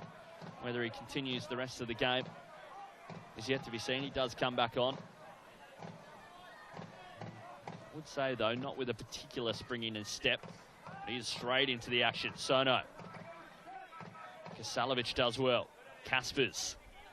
Good ball out wide. Here's a Zone. Any moment now. Here's Stewart. Taking a strike from a long way out. And not challenging Matt Lugo in the process. No, you can see what Stewart's trying to do there. Drop the shoulder and cut outside on that shoulder and just curl that into the top right-handed corner of Lugo. But he's definitely overhit that. It is a little bit ambitious. But look, it does take one little moment of magic. If you hit them sweetly, they can curl away from the goalkeeper up and over in that top pocket. But luck was not on his side for that shot. Well brought down by Cyrus Demi. Couldn't find a teammate, though. Morrow and himself just not on the same page, and springs Leichhardt into attack now. Here's a Zone. Moving forward for Leichhardt. Good touch by Thompson King. He needs help, does Demi. Leck just slipping over at the worst possible time. Not what he wanted and not what his side needed. At any moment now, Adam Kersey with the whistle up to his lips. Extra time just moments away.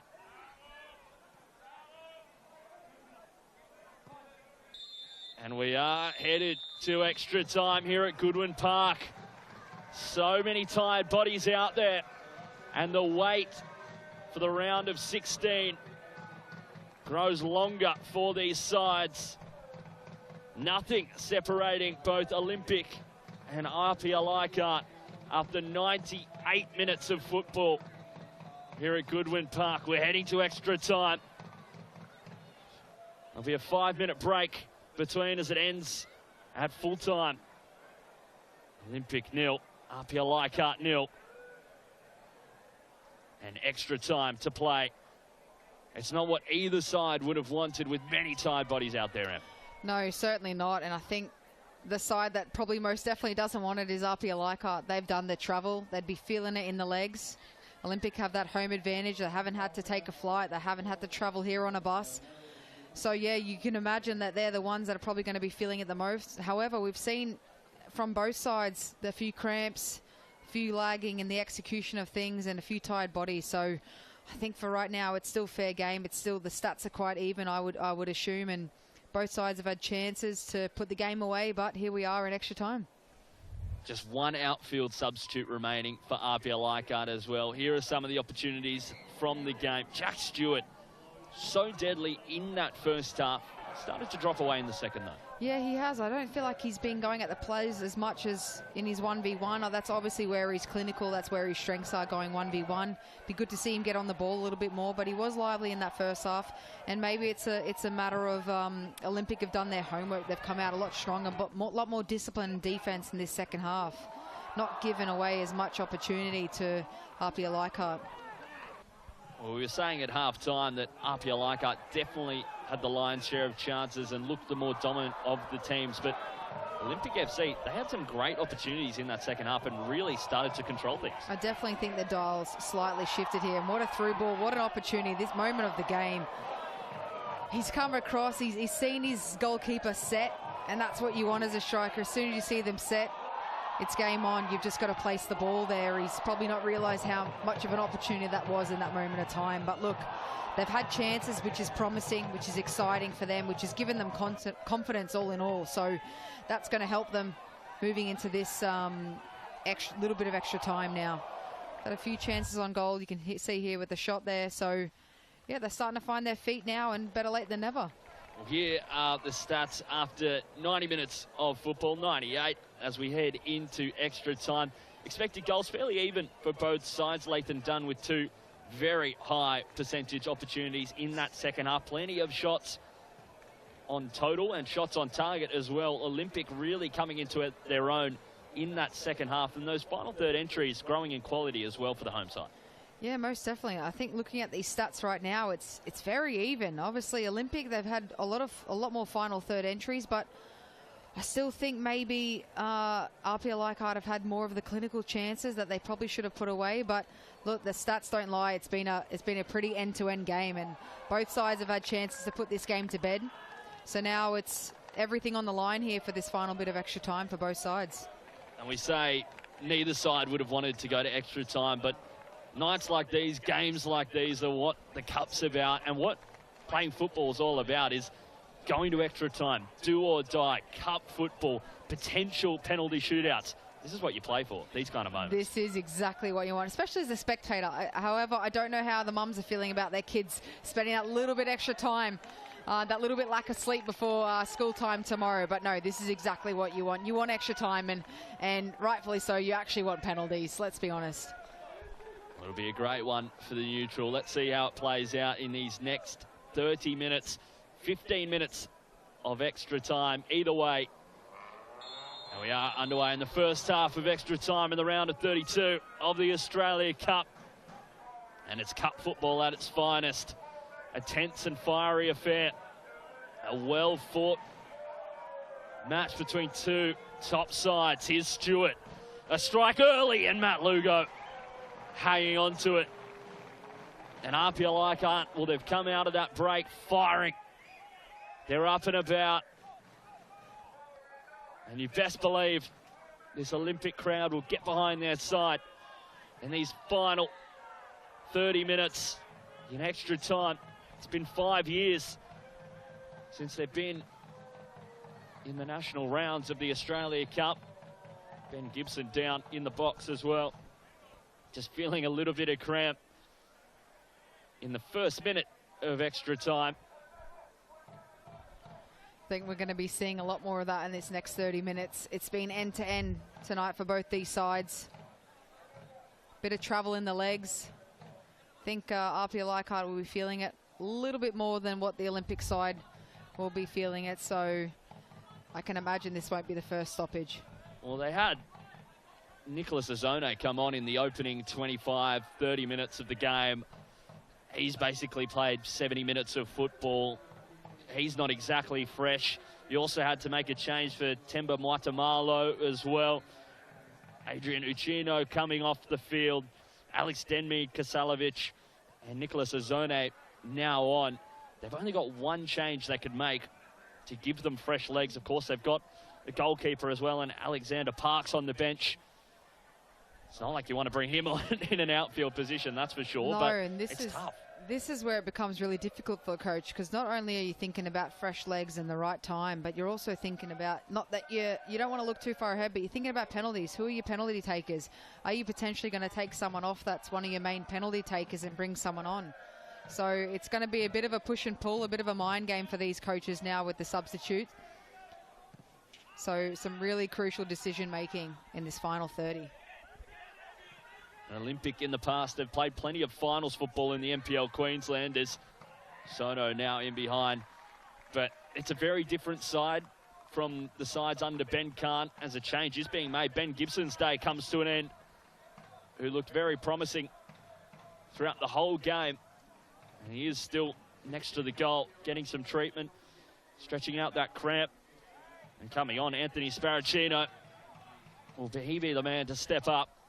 Well, he comes in either way. Riley Thompson-King to deliver. Short ball for Driver. Hooking it in. Not the delivery he was after. Jack Armson gets enough of a touch on it. Demi taking it out wide. Olympic need him in the box in these crucial stages. Sent out of play by Dakota Askew against his former side. Dan Leck pulling up a little bit sore out of that one.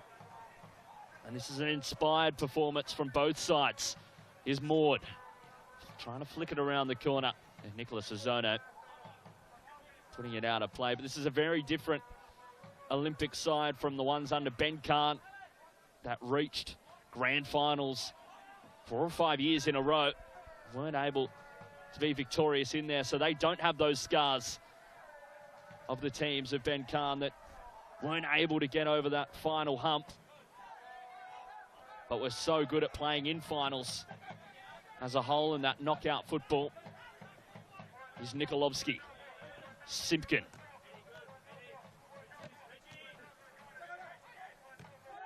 Played in the Australia Cup for Brisbane City against Coburn City at Perry Park. Of course, a few years back now. Here's McMorrow. Having a strong battle on that far side, shoved by Sparacino. A physical challenge. Yeah, he really needs to be a handful, McMorrow, this next 30 minutes. He's a fresh substitute. That's what they brought him in for, a little bit of energy. So he really needs to cause some havoc down that right-hand side. He needs to not only make forward efforts, but he needs to come back and be solid in defense as well as a striker. So they really need a lot from him this next 30 minutes. Well, all eyes will be on this game at the moment as Northwest Sydney Spirit, their game's come to an end. They've booked their place in the round of 16. It's still going on. Heidelberg versus Central Coast Mariners, still 1-1. Still an upset on the cards. 96 minutes, 97 now into the game. Two sides potentially going into stoppage time. Well, it's exciting. Everyone around the country will be waiting to see who they're playing in the round of 16, the sides that have already made it. Two sides still waiting to book their tickets. Four sides playing now for that opportunity. Here's Thompson King. Is this the opportunity for Olympic? Goodwin Park in pandemonium. And it's Riley Thompson King who books their ticket, perhaps, to the round of 16. Nights like these are what the Cup is made of and what the Cup's made for. And in fact, it's Lyndon Farr delivering the final blow at tight range. Well, not what you would have expected, but he's made his own luck here. He was aggressive in the way that he pressed. He never gave up, and he took his chance. And it's a clinical finish there. He's just buried at bottom corner. He seems to be struggling now. A little bit of groin tightness perhaps after that one. Here's Denmead now. Leichhardt have to respond. It's so early into extra time. Just 96 minutes gone. Now the atmosphere will be so tense. Olympic not wanting to concede, not wanting to let Leichhardt back into the game. Leichhardt will be scrapping for absolutely everything to get back into this one now. Be really interesting to see what Olympic are willing to do this last 30 minutes now. And it's always such a controversial topic. Do you hold out the game and do you just set up defensive? For me, I personally like to put the game to bed. I like to push the boundaries. I like to push players forward and get another goal up. Others think otherwise, but it's a dangerous game either way. It's risk versus reward, but I think Olympic would be much better off, in personal opinion, trying to get another goal to put this game to bed, because APIA Leichhardt aren't going anywhere and they're going to be pushing numbers forward to try and level this game out.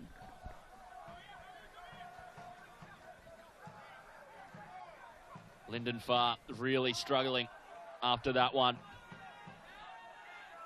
Well, he's provided a crucial moment for his junior club and a yellow card shown to Michael Kuda for that challenge on Dan Leck. And he's pulled up hurt after it. Just cutting into the back of Dan Leck's legs that time.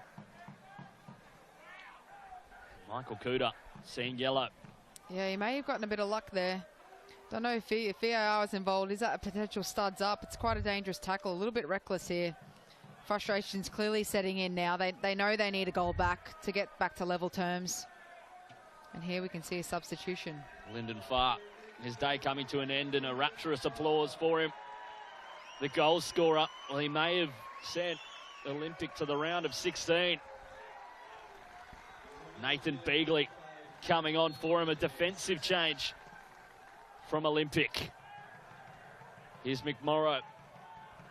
Lyndon Farr just with a little bit of groin problems seemingly after that goal that time. Maybe a little bit too hard in the celebrations. I was just about to say that he may have celebrated just a little bit too hard. Here's Thompson King having a strike himself and dragging it wide that time. And just like I said, it seems like they are going to go for that second goal, and maybe they might quieten things down as time goes on in that second 15, but for now they're pushing for that second goal. It would make life a lot easier, make life a lot more assured for them.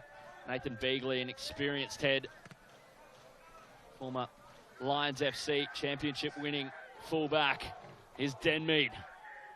Thompson King, you can see the work rate from Olympic not dying down. Same goes for APIA Leichhardt. They're chasing an equaliser. They want it with every bone in their body. And like you said, APIA Leichhardt have never not gotten out of the round of 32, so that would be playing on their minds. The nerves will be settling in now. They know they need to make something happen, so they'll be starting to throw bodies forward, take a few more risks as time goes on. But that would definitely be playing in the back of their minds right now. It would be a massive upset for the club.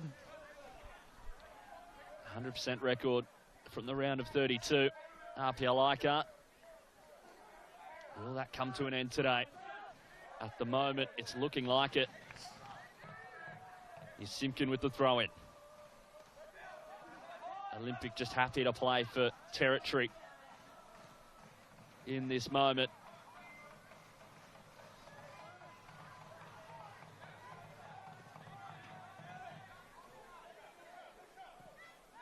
Down the line now for APIA. Armson. Here's Stewart. Cuts inside. The delivery now. Chested down and struck well. And again this time, what a save by Matt Lugo. And he is fired up for good reason.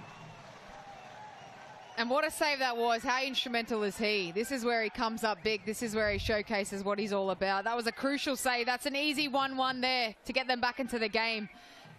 They've done well defensively there, and he's actually hit it really well, but Matt Lugo with the full stretch to keep their away team. This time. Sensational from Matt Lugo. Here's Kuda, the captain for APIA Leichhardt now, their third of the evening. Offside by Kasalovic. And those mistakes just starting to set in as the game goes on. Olympic will be pushing for another, but still just trying to slow things down. They're not in any rush. And this would be a fantastic result for the club. It was a great foray forward from APIA. And it was a good shot coming in. Matt Lugo, it required something brilliant. And that's exactly what he did. And he provided for his side. Here's Kasalovic. Sparacino. Stewart has been instrumental this evening. Sono intercepting. Demi laying it off for Lech that time. Brought down. Adam Kersey signalling that he got the ball. Yeah, I don't know if there was too much in that, to be honest. I think it was just an even tackle there, and he's just come off second best. So refereeing just waving that one off. No malice in that. Just a fair challenge. Big, hard challenge, though. So I think it's going to start to get a bit fiery now. As you can see, it's well timed. Eddie Caspers with the challenge there. Cyrus Demi just bringing down Eddie Caspers that time on the far side. Not a whole lot in it. Either way, it is given.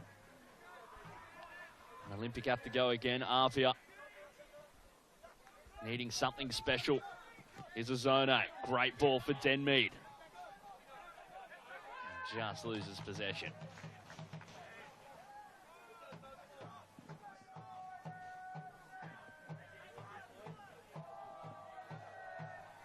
Well, it's a great, resolute performance from Olympic. After they were given an early wake-up call. Demi trying to play that early ball forward. Handball given against Michael Kuta that time. I think they're asking for the red card there because he may have been last player, but he's getting a yellow. I don't think it was ever going to be a red card there. It was too far from goal. Too many players still behind the ball. And a little bit after the play as well. Perhaps something was said there from the players. Perhaps they're just asking if it's last man. And an intriguing addition to this one, and it's sent off. Michael Kuta sent off by Adam Kersey, and the mountain gets even harder to climb for APIA Leichhardt. A red card for Michael Kuta. And APIA Leichhardt now have their 4th captain of the evening. And that is not what you need. And I think there's a fair case from Cyrus Demi and the Olympic team. Brandon McMorrow's in behind there. That's a lot to do still. It's definitely fair now that we can see the replay there. There wasn't as many bodies behind the ball, and he was definitely going to be through one-on-one. And look, I'd never in my lifetime seen so many captain armband changes in one football match. So this is the 4th armband now. So really interesting. Dakota Askew and Michael Kuta's getting a spray from the Olympic fans there on the touchline. Dakota Askew has to be careful. He's got the armband and it may be cursed, as we've seen this afternoon. I think it is cursed, but hopefully not. Look, it's just starting to, I feel like the luck's kind of falling on Olympic's side right now. They're starting to just somehow get all the momentum going their way. Here's Beagley.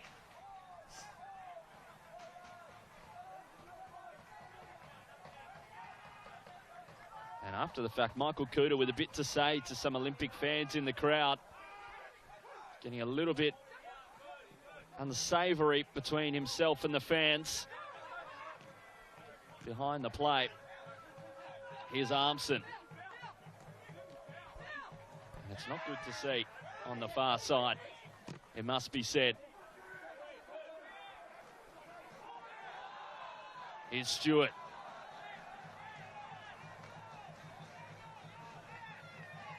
And it's horrible, in fact, from the Olympic supporters getting around Michael Kuta. Don't know what was said by the player or the fans, but swarming the Leichhardt player. And it's terrible from the Olympic support. Here's Denmead, back to the game.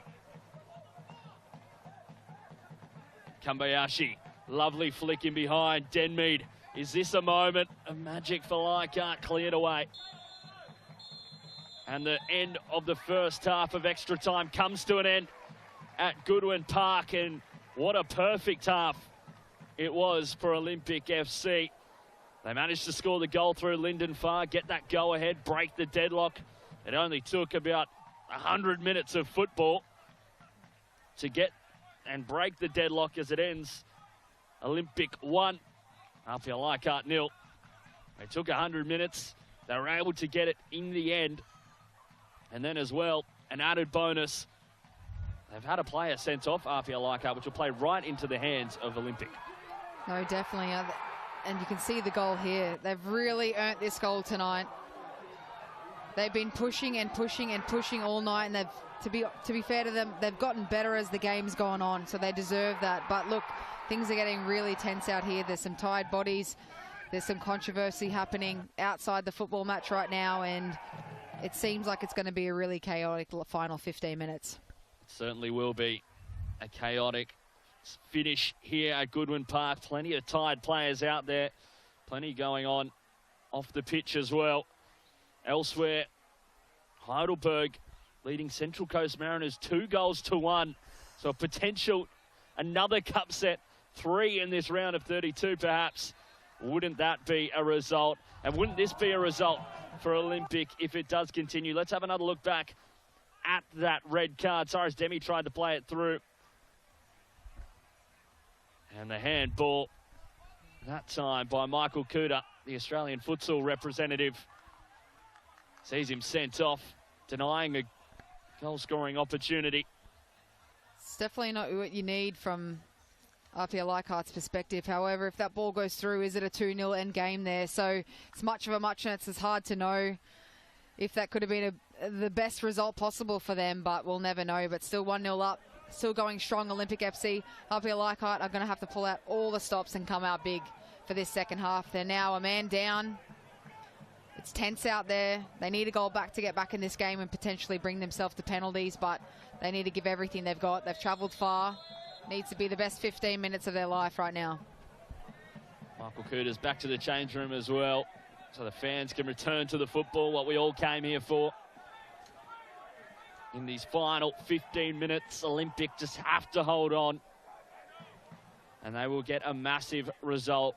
Leichhardt, they've got to fight tooth and nail to get back into this game, show everything they've got. Jackson Simpkin able to clear for his side. What a result this would be. Olympic sent into the round of 16. Their last appearance in the Australia Cup was in the round of 16 back in 2019 against Adelaide United at Goodwin Park.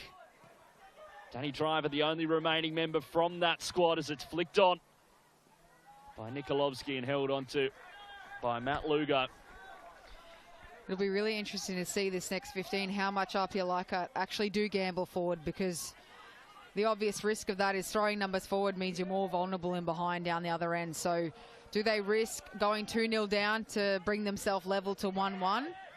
Be interesting to see what chances that they take, but for me, I think they need to throw the kitchen sink at this. Throw the kitchen sink at this one, because they've got nothing to lose. They're out after this, so they're 1-0 down. I think they need to gamble.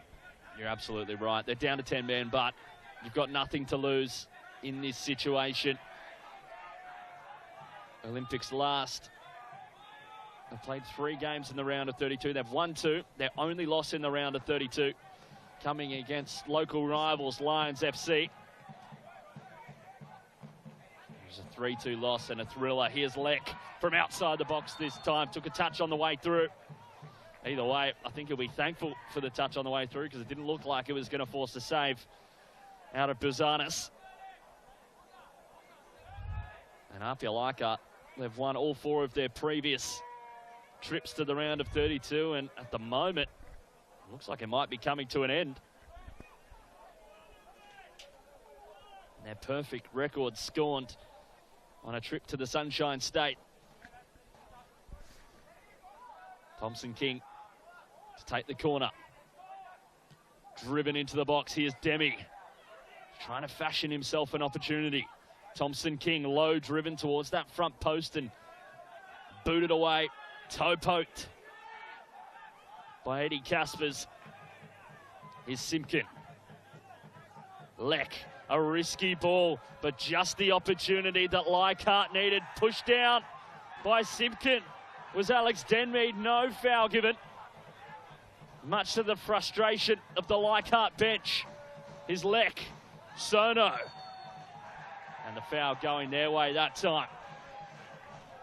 Yeah, the ref waved it away nice and early. He obviously didn't see anything in it, but starting to get crazy out there now.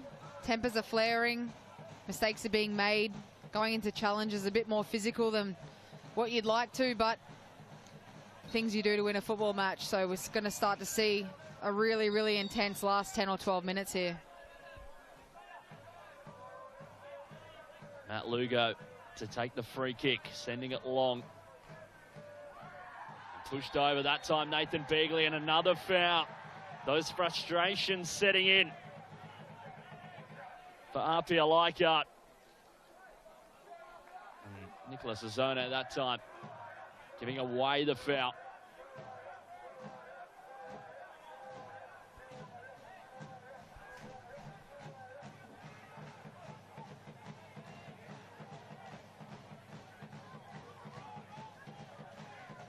And the Olympic fans in voice They can sense a victory coming.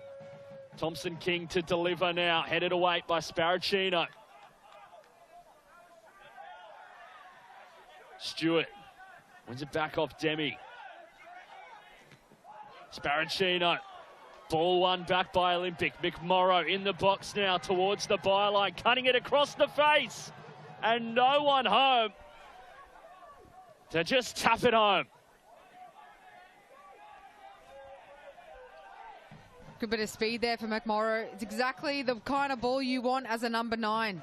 We were just lacking presence there in the middle of the box there, but really good delivery there from McMorrow. Here's Driver. Ball around the corner. Frustration setting in for both sides. Doesn't stay in play. Anthony Bazanis can reset for APIA Leichhardt. Franco Parisi needs more from his side in these final 10 minutes.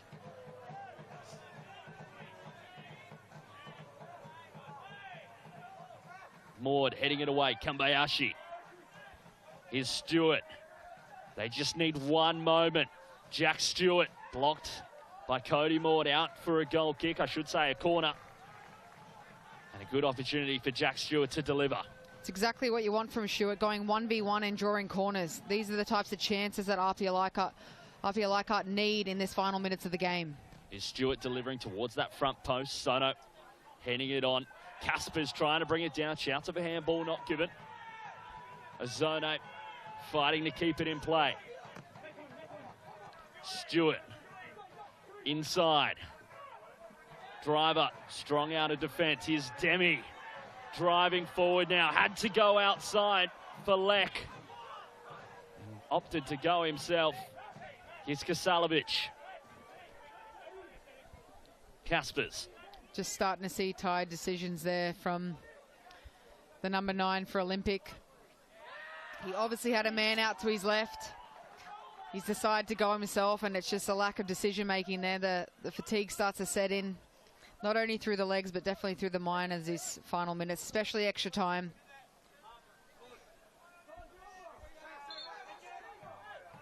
Cody Maud to take the throw in. That switch of play, just going straight out of play to the frustration of Sparacino. At left back now, their final outfield substitute. Under 10 minutes to play now. 10 minutes for Olympic to hang on. 10 minutes for Leichhardt to get something out of this game as it's trying to thread through to Cyrus Demi. Just a little bit too heavy on it. They need to commit numbers forward to the 10-man APIA Leichhardt. It's Olympic's first game at Goodwin Park in the national rounds of the Australia Cup since 2014. They won that night against Melbourne Knights, an NPL giant. Can they do the same tonight against another in the form of APIA Leichhardt? Stewart taking a hopeful shot from range and not forcing a save out of Matt Lugo. It was definitely a hopeful shot from Stewart there. I think he could have just come back out, created something better. I think it was, you know, that's a good 30, 40 metres from goal. Leaning backwards, it was inevitable that that shot was going over. I think they need a little bit more from APIA Leichhardt right now moving forward. Cyrus Demi making way. His day comes to an end. Luka Jankovic coming on. One of their youngsters, former Lions FC under-23 player. Now into the fray. And perhaps Dan Lek taking a more central role. We've seen him play in those sort of false 9 positions for Olympic before. He was a bit more of a winger at the Brisbane Roar. Often plays in those number 10 or false 9 kind of roles for Olympic. And the Olympic fans in voice. 6 minutes left to play. They can sense a famous night brewing in Goodwin Park. Stewart just a little bit caught up in that moment. Here's Maud. Looking for McMorrow. And Dan Leck in behind. Strong work from Dan Leck, but gives away the foul. Askew gets it underway quickly. Sparacino. Have to commit numbers forward. Do Leichhardt. A little bit after the play between Kambayashi and Danny Driver. And there is the foul. Dan Leck committed, according to Adam Kersey. Just a sliced clearance from Riley Thompson-King. Effective, though. Here's Stewart. Gives it away. Neither APIA Leichhardt player picking up the ball. Overlap now from the substitute, Jankovic. Jankovic keeping it in the corner. Askew just putting it out for a throw-in. And I really think because Olympic FC are still going at this game, they've not sat back, which means they've not had constant pressure from APIA Leichhardt going at them over and over again, wave after wave. So they've really kept this game nice and open. I actually think it's worked in their favour. It's what I was hoping for. I don't like a team that sits back and just defends and holds the lead. I think it's really rewarding them for keeping this game nice and open and staying true to their style of play. They're still going for another goal here. I like how they've utilised the defence as well, Em. They know they've got Cody Maud, who's a more attacking fullback. Jackson Simpkins played a lot of centre-back and played in a lot of back threes, and using these three centre-backs when in possession and then out of possession, allowing Cody Maud to come back and slot into that defence. It's been really good to see. And that's the thing, as you get to the pointy end of things, versatility within plays and structure really comes into fruition, especially in crucial moments in this kind of match, this kind of spectacular, where it's a must-win. As Dan Leck, now an opportunity for himself, takes a few touches on its way through, and Bizanis pushing it wide. Nathan Begley, a nice substitution as well for that versatility. Can get forward, can sit back, allow them to go into a 5 or even 6 at the back. For Olympic, nice versatility. And they're in voice, the Olympic fans. Here's McMorrow.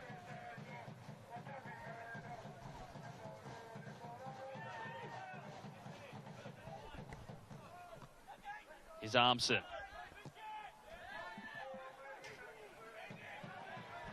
Azone asked a lot there, and Begley shutting it down straight away. Much to the joy of this Olympic crowd. Just 3 minutes away. Remember, straight after this game, the round of 16 draw will be done across the Australia Cup. And it looks like we've got a famous cup set once more for APIA Leichhardt as the header coming in. And in fact, it is Heidelberg who are looking like they will cup set, the reigning champions of the A-League.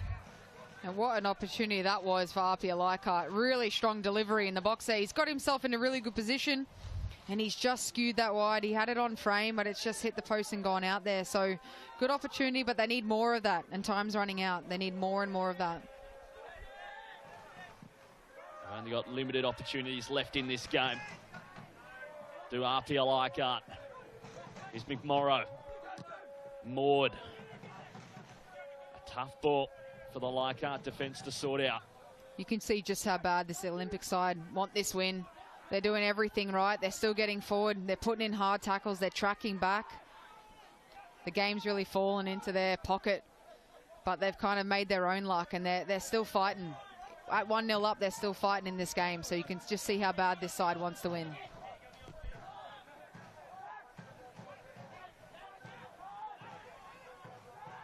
Here's Kasalovic. Do APIA Leichhardt have one last trick up their sleeve? Here's Denmead. Looking to skip past Begley. Sono. Able to sweep up for his side. A 10-man APIA Leichhardt. Numbers streaming forward for Olympic. Here's Begley. In behind for Jankovic. And Bizanis able to collect. Strong work by the Leichhardt defence. And they have to spring quickly. Stewart. Don't think he spotted the runner McMorrow there. He was free. He just needed to wrap his foot around the ball there and play that ball in behind the defense. McMorrow made a strong run in behind, and he was absolutely free. He'd be disappointed not to get on the end of that one. I think a little bit of a missed opportunity there. Here's Kambayashi. To just backheel it. Took a touch off Maud. And they'll go again. Extra time, just moments away from finishing up. Here's Stewart. Armson, edge of the box now, and almost fumbled by Matt Lugo. And hands on heads from Anthony Pizzanis at the other end, his opposite number. He hangs on to it, and he may hang on to their round of 16 berth. I think we've all just had a bit of a nervous moment there for Matt Lugo. 1 minute of extra time remaining. That would have been a disappointing end to his night. He's been so strong and so convincing and dominating this. And here he is again. Punches it away. And you're right, he's been instrumental. He's been vital. He's been massive for Olympic. Just 40 seconds left here at Goodwin Park. Do Leichhardt have one last trick? And Sparacino sends it out of play. Hands in the air straight away from Danny Driver. They'll slow things down in these final 30 seconds. Will Olympic? Yeah, that final kick is just summing up their frustration, APIA Leichhardt. Matt Lugo shown a yellow for time wasting. Just taking the ball to the other side of the goal. The whole Olympic bench up on their feet, getting ready to storm the pitch. They're ready for it. As stoppage time expires, and it's full time at Goodwin Park. As Olympic book their ticket to the round of 16. They're streaming from everywhere, and it's a famous night at Goodwin Park. They can be happy now. It took 120 minutes, but they got there. And APIA Leichhardt's perfect record in the round of 32 comes to an end. It ends at Goodwin Park on a ceremonious and jubilous night. Olympic 1, APIA Leichhardt 0.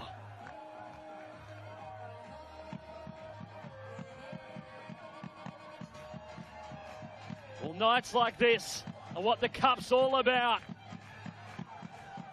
The community coming together. A great game of football. An exciting game of football. And Olympic come out on top in the end. They stream from everywhere. The round of 16 draw will be on right after this to see who they will face in not only the round of 16, but the quarterfinals and semi-finals as well.